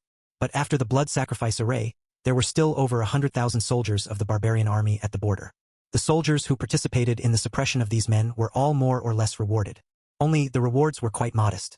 After all, in the end, there were no great exploits. And everyone was waiting for the last name to be called. Curious to know what rewards the person who made an enormous contribution this time, forcing the barbarians all the way back to the north of Yin Mountain, would receive. Finally, after consecutively bestowing titles upon a dozen generals, that name once again resounded. Champion Marquis Chun Sansi, upon the onset of the battle in the Northern Territory, led 800 scouts from Hungza camp into the Great Desert and killed over 10,000 enemies near Huqiu Mountain, capturing Prime Minister Yuan. Later, he led 15,000 men from Hungza camp into the Great Desert for a decisive battle, killing 4 sage kings including Yuan Jingguan, capturing the Agate River region, then continued northward, directly reaching the barbarian capital, cut down 5 martial saints, killed over 10,000 enemies, executed the high priest of the witch god sect, dismantling the array I, relieving Liangzhou from danger and sealed Longjusu. Truly the bravest of the brave. For this, he is hereby granted the title of Champion Marquis. Additionally, he is specially appointed as a standard second-rank general of cavalry and entrusted with the position of supervisor. Rewarded with 200,000 taels of gold, 2 million silver taels, and 10,000 bolts of silk. Champion Marquis. A 21-year-old marquis. Not hereditary, but by means of his merits. On the martial arts arena, tens of thousands of soldiers heard it loud and clear. But what truly shocked everyone was the last sentence. Supervisor. The position of supervisor. Not long ago, Sun Dusher had handed over the Longdan bright silver spear to Chun Sansi in front of tens of thousands of soldiers. Unexpectedly, it had been only a few days since Sun Dusher's burial, and the court's reward had come down. They really chose Chun Sansi as the new supervisor. From now on, General Chun would be known as Chun Dusher. Well, have you all heard? In the crowd, Zhao Kong and others were discussing noisily. Our lord is now a marquis, and on top of that, a supervisor. What does a supervisor manage? Nonsense, of course they manage everything. Military and political affairs, basically anything they see, as long as they want to manage, they can. Isn't that like an emperor? Right, almost the same as the emperor. Old Jew, shut your mouth. Do you want to cause trouble for our lord by talking like that in the barracks? Fine. Then let's talk at my house tonight. All right. Make sure you prepare some good food and drinks. I'm not short on money these days, old Jew. The brothers from Pyong were very excited. Lu Ji's face showed no expression. The other senior brothers and sisters also showed joy on their faces. They clearly had not expected that the capital city would really agree to let Chun Sansi take up the role of supervisor, given the weight the title carried in the Northern Territory. However, the eunuch Ho Bao had not yet finished speaking. Further, he paused, his voice becoming even louder. Bestow a marquis mansion in the capital city. Champion Marquis Chun Sansi is to bring his family and set out for the capital city immediately. A marquis mansion was granted, and they were to set out for the capital city immediately. What does this mean? He just became a supervisor. Why does he need to go to the capital city now? The soldiers began to whisper to each other. Does it sound like he will be stationed in the capital city from now on? What about us? What exactly is going on? Will the frontier military still be under our lord's command? Yeah. Chun Sansi, won't you receive the decree? On the ground, Chun Sansi's face was as calm as a placid lake. But inside, there was a surge of emotion. He understood very clearly what this imperial decree meant. The so-called titles of marquis and supervisor were merely empty honors. The last sentence was the true intention. What about being granted a marquee mansion, moving to the capital city? On the surface, it seemed like he would be living outside the imperial city, basking in glory and enjoying riches and honor. But in truth, according to court regulations, officials serving in the capital city could not leave without an imperial decree. If he really moved to the capital city, whether he could leave or not was no longer up to him. This was a form of disguised house arrest. He and his brothers had fought to the death to reach the barbarian capital, achieving such great merit, and now the old emperor wanted to control him. Chapter 577, Chess Game. Chun Sansi remained silent. He did not rush to respond. Before his master had departed, he had warned him repeatedly to beware of the dragon abyss sword and the immortal master behind the emperor. Originally, on Longjusu Mountain, Chun Sansi had barely managed to slay the witch god Sek's high priest in the late stage of Qi refining by gathering war intent from killing thousands and with the amplification of the great snow dragon rider's heavenly dragon formation. As for the old emperor, he had reached Qi refining perfection years ago. His dragon abyss sword could even cleave through the blood sacrifice array, and he also possessed a national guardian seal. Additionally, with the Bailiang army, Chun Sansi truly didn't control much now. He probably still lacked the standing to outright refuse. Once their master was gone, there was no one else to stand in front of them anymore. Enter the capital city? The rest of his senior brothers and sisters knew immediately the malicious intent behind it. If their junior brother truly settled in the capital city away from the frontiers, even with significant prestige, he would gradually lose control over the army. Then, he would really be like a tiger bound in mystic iron chains. You would have to do whatever you were told. Otherwise, they could demand your life at any time. Damn it! Wang Ji almost blurted out a curse. The other senior brothers silently watched Chun Sansi. They were waiting for their junior brother to decide for himself. Just as Fang Qingyun had said after a banquet some days before. What they would do next still depended on what kind of life Chun Sansi wanted to lead. If the junior brother accepted these terms, in some respects, he would indeed live relatively easier, though not as freely, with many aspects restricted. After all, throughout the ages, ministers always had to obey orders obediently. But this was also not unreasonable as long as the junior brother was willing and could take good care of his junior brothers and sisters. They would have nothing else to say. Mr. Chun, why aren't you hurrying to accept the decree? Mr. Ho's voice rose again, doubling in volume from before. I accept the decree gratefully. Chun Sansi received the imperial edict with both hands. Thereafter, Mr. Ho produced another set of orders. National Guardian General Chang Wei, listen. You are hereby appointed as Commissioner of Ming State's Commanding Department from second-rank Deputy Commander. Set off immediately. National Stabilizing General Meng Guangxin, listen. The Holy Emperor is benevolent and knows General Meng loves Buddhist teachings. Now that the war in the Northern Territory has ended, you are specially appointed Director of Chengtian Temple. Set off immediately. General Feng, listen. You are hereby appointed as Commissioner of Qing State's Commanding Department from second-rank Deputy Commander. Set off immediately. National Guardian General Tang Ruishen, listen. You are hereby appointed as Commander of Huzhou Tiger and Leopard Camp. Assist Prince Zhan Nan to guard the southern border. Set off immediately. National Stabilizing General Rong Yanxiu, listen. You are appointed Overseer of the 6th Bureau of the Inner Palace. Set off immediately. In just a few sentences, the lives of several senior brothers and sisters who had mixed in the army for most of their lives were scattered to all corners of the world. I accept the decree. I accept the decree. Rong Yanxiu and the others, unable to wait for their junior brother to speak, displayed somewhat disappointed expressions, and then gradually accepted the orders one after another. But just as Meng Guangxin reluctantly finished accepting the last decree and Mr. Ho prepared to leave, Chun Sansi's voice suddenly rang out. Mr. Ho, I have a request to present. Oh. Mr. Ho raised his eyebrows. Mr. Chun, please speak freely. I will report every word exactly to His Majesty. He spoke, and there were already 2 genie guards beside him taking out paper, 1 genie guard ready to write. Our great Sheng dynasty values rights, loyalty, and filial piety. Chun Sansi said loudly. There's also a saying, among 100 virtues, filial piety is the most important. According to the rules set by the saintly Confucian scholars, one whose father has passed should return to their hometown to observe mourning for 7 years. I and others dare not disobey His Majesty's orders.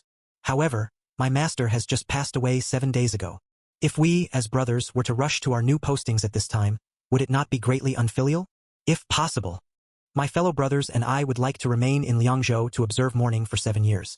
After 7 years, we will each assume our appointed positions in accordance with the decree. Upon hearing this, everyone present was taken aback. The Confucian scholars of this world indeed had once set such a rule. The great Shang dynasty indeed upheld Confucianism. Many military officers were also martial scholars. But this rule was set over 2,000 years ago. 7 years is indeed a long time. As things developed, it had already changed to 7 days of mourning. But no one doing it didn't mean it was incorrect. On the contrary, if one person were willing to do so, it would actually earn the praise of the scholars all over the world, as a correct example to follow. Rong Yanqiu and the others then understood. Their junior brother was not compromising. Instead, he was preparing to negotiate in this way. If they really did stay in Liangzhou for 7 years, by then the world would have completely changed. But obviously, the court would not agree to this. Marquis Chen is truly a man of loyalty and filial piety. Mr. Ho, after pondering, replied. But in loyalty and filial piety, loyalty comes first. General Chen is indeed a pillar of the state, a rare military talent. Moreover, now that the barbarians have been subdued, confining him to just Liangzhou is indeed somewhat a waste of his talents. On the other hand, Nansu and the other 2 states secretly engage in alliances and plots. His Majesty is transferring General Chen to the capital city also to ensure that should war arise again, General Chen can take command of the troops from any part with the utmost haste, so as not to miss the opportunity for battle. This shows how much His Majesty trusts General Chen, how important he is, essentially planning to put all the troops under his command. But to observe mourning for 7 years. Chapter 578. Chess Game _2. Your Majesty will surely agree, but the court cannot be without General Chen for 7 years. It was a statement, seemingly flattering, but in reality, a refusal. Mr. Ho, I also know that since ancient times, it has been difficult to fulfill both loyalty and filial piety.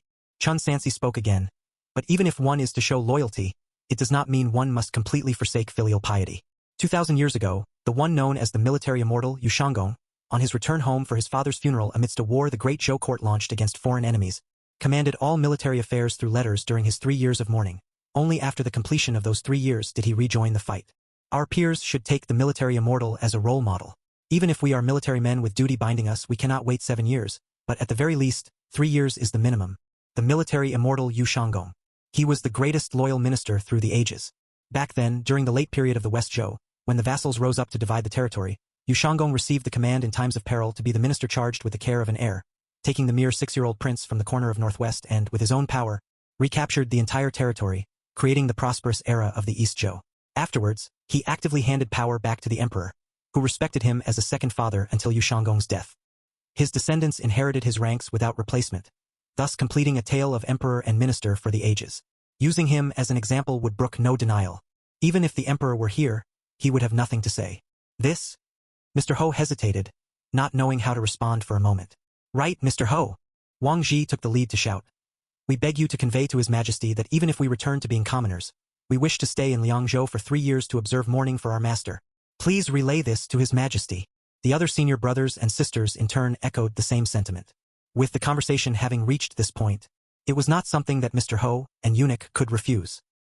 He had no choice but to temporarily compromise. I have taken note of the words of you generals, and all your requests will be conveyed to the court for the emperor to make the final decision. If so, our thanks to you, Mr. Ho. Chun Sansi gave a salute with his fists. However, Mr. Chun, may I have a word in private?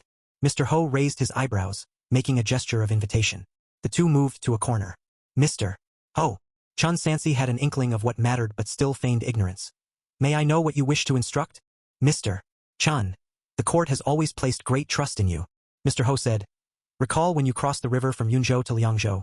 It was His Majesty who proclaimed your name throughout the land to establish your repute, and blessed you with numerous treasure medicines.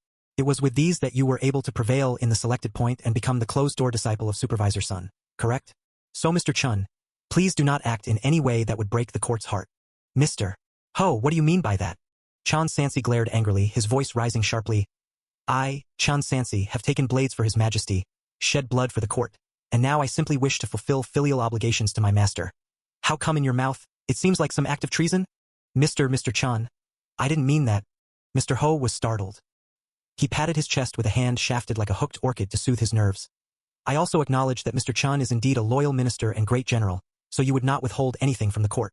I understand. A flash of silver light appeared in Chun Sansi's hand, and suddenly, a silver dragon surfaced.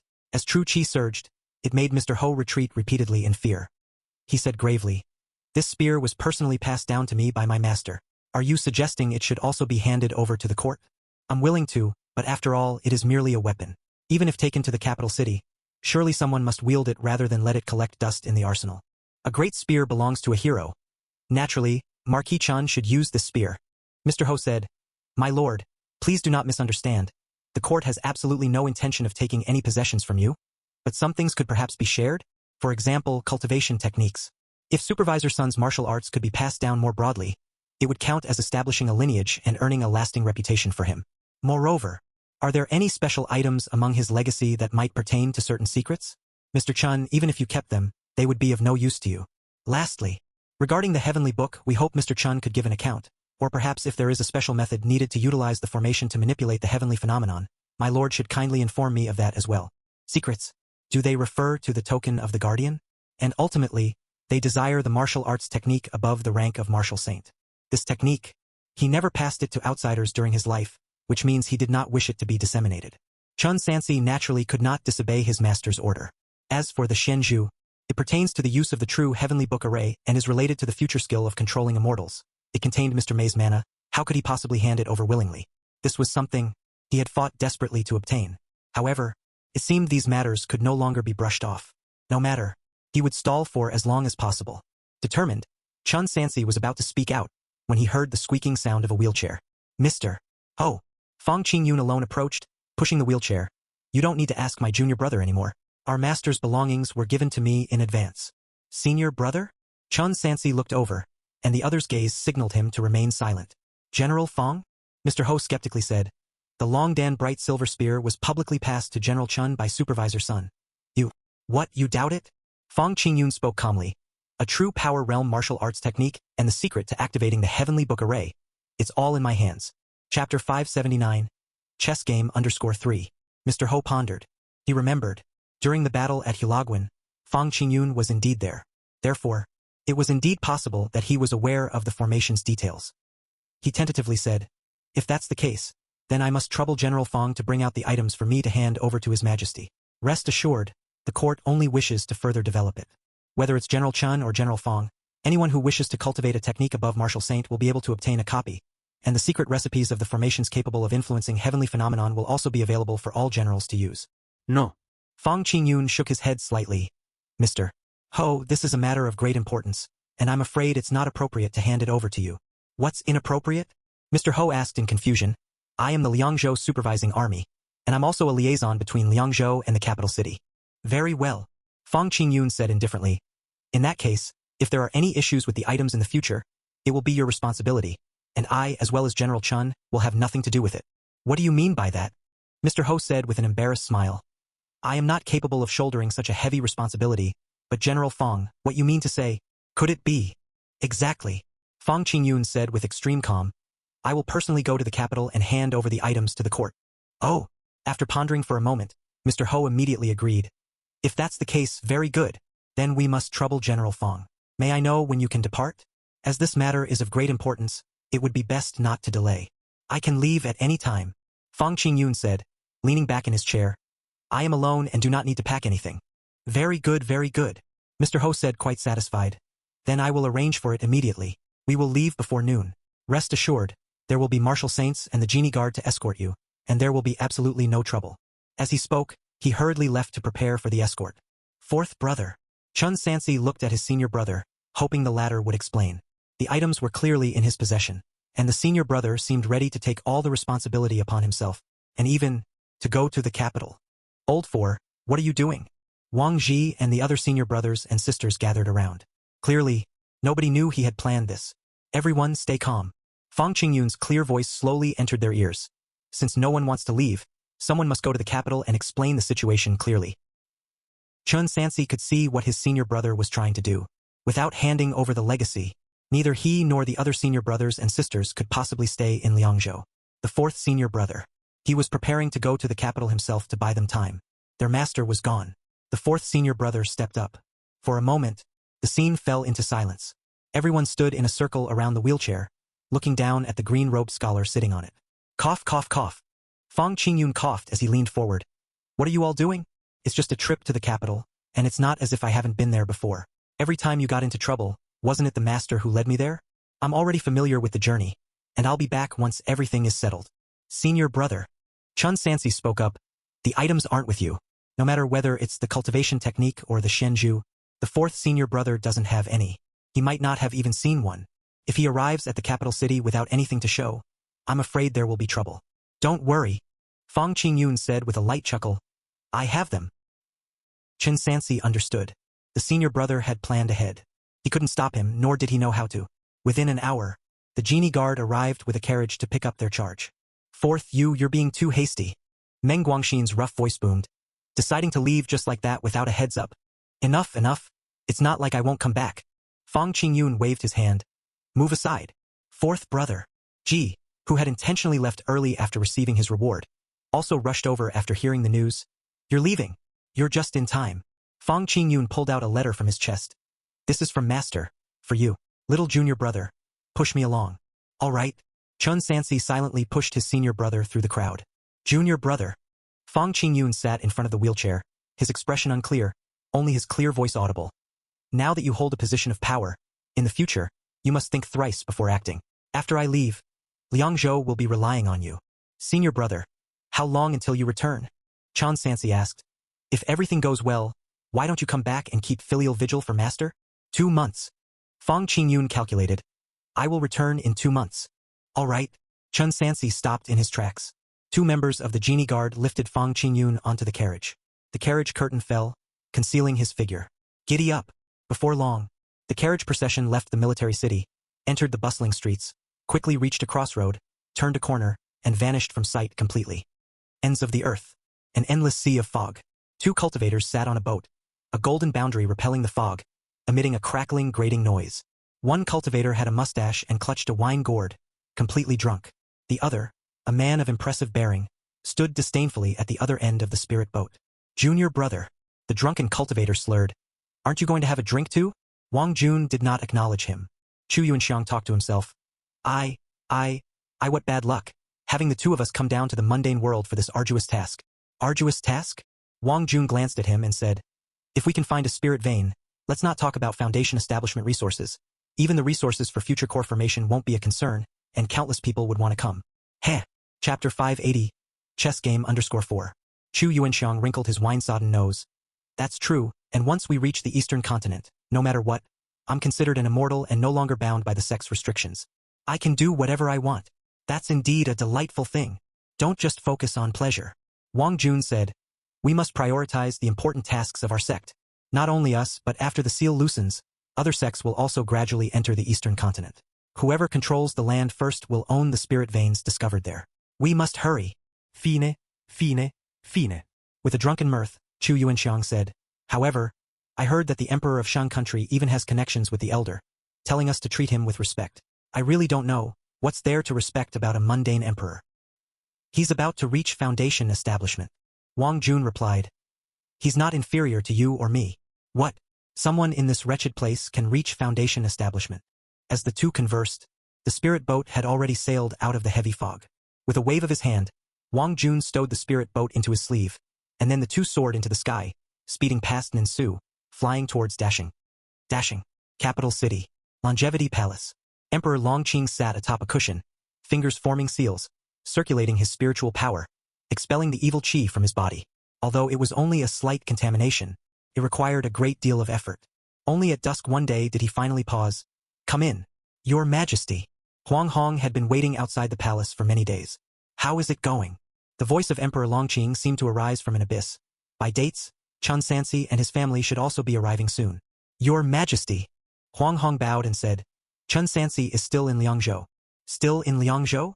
Emperor Longqing emphasized elongated. What? Does he intend to disobey again? That's not it. Huang Hong replied. Chun Sansi said he wants to observe 3 years of mourning in Liangzhou, and even cited the military immortal Yu Shanggong as an example. Mist shrouds cold water. The moon envelopes the sand, mooring by the desolate mount near dwellings at night. Emperor Longqing murmured. The fog is thick, unwilling to reveal its true form. There are ghosts in his heart. Yes, Your Majesty. Huang Hong said. What should your servant arrange next? Issue an order to Liangzhou. Summon him to the capital city to appear before me. After giving his instructions, Emperor Longqing set aside the matter and asked, What day is it? To reply Your Majesty's question. After confirming seriously, Huang Hong answered, The 29th of the 1st month. Just right. Emperor Longqing commanded. You go arrange for them to come to the Longevity Palace to see me. Your servant understands. Huang Hong bowed and left. Shortly after, he returned. Emperor Longqing, behind the curtain, remained silent, quietly waiting for him to speak. Your Majesty. Huang Hong respectfully said, Your servant deserves death. These days your servant has been outside protecting the law, and some news was missed. According to the messages delivered subsequently, Chen Sansi did not come to Liangzhou, but Fang Qingyun did, and it is said he came bearing cultivation techniques superior to that of Martial Saint and the secrets of the heavenly book array, now settled within the capital city. Bring him to see me. Yes. 2 hours later, 12th Prince Chao Ji, escorting Fang Qingyun, arrived in the hall. When your master passed away, I was in seclusion. Otherwise, I would have definitely attended the mourning in person. I hope you will contain your sorrow and accept this change, he continued, his voice deepening. However, Fang Qingyun, I did not decree for you to come to the capital city. Cough, cough, cough. Fang Qingyun softly coughed twice. I hope your majesty will forgive me. The matter is of great importance, and your servant could not trust others to handle it. As he spoke, he took out a book and a talisman from his bosom. After Huang Hong inspected them, he handed them beyond the curtain. Soon after, the sound of pages turning arose. Dragon Scripture. The cultivation technique dreamt of by all practitioners of martial arts. It turns out that to step into the true power realm, it's not only about spiritual energy and cultivation technique, but also about heavenly and earthly treasures. Emperor Longqing seemed to be making small talk, casually asking, "Is this what Sun Xiangzong instructed you to bring to me?" After all, he is my old brother, the Duke of England of the Great Shang dynasty, even passed away, he still thought about the good of the society. As his words of reminiscence flowed, his dragon eyes, through the curtain, were fixed on the blurred figure of the green-robed scholar in the wheelchair, the imperial majesty emitting unintentionally in waves. No. About a few moments later, my teacher was very stubborn. He only passed this cultivation technique to my junior brother and probably specifically instructed him not to share it with the court, let alone with the imperial family. Fang Qingyun spoke in a lower tone. My saying this, your majesty, might you be displeased? With these words, he essentially told the emperor outright that Sun Xiangzong was opposing the court until his death. But from behind the curtain, the pressure tinged with anger gradually dissipated, along with the emperor's dragon eyes dimming, his tone becoming much calmer, merely sighing faintly. The man has passed. While Zizhan was alive, I never blamed him. Now that he rests below the soil, naturally, I will not hold it against him. But since Sun Xiangzong only passed the cultivation technique to Chen Sansi and no one else, how did you come to possess it, and why did you bring it to the capital city, to my hands? It's a shame to say. Fang Qingyun forced a smile. It was I who deceived my junior brother, exploiting his trust in me to have a look at the true power realm cultivation technique, then took the opportunity to copy it down. So this set of techniques is merely a copied version. Regarding that talisman, it corresponds to the heavenly book array. Upon arranging the formation, you only need to activate the array talisman to move heavenly phenomena and unleash the true power of the formation. There are a total of 5 talismans.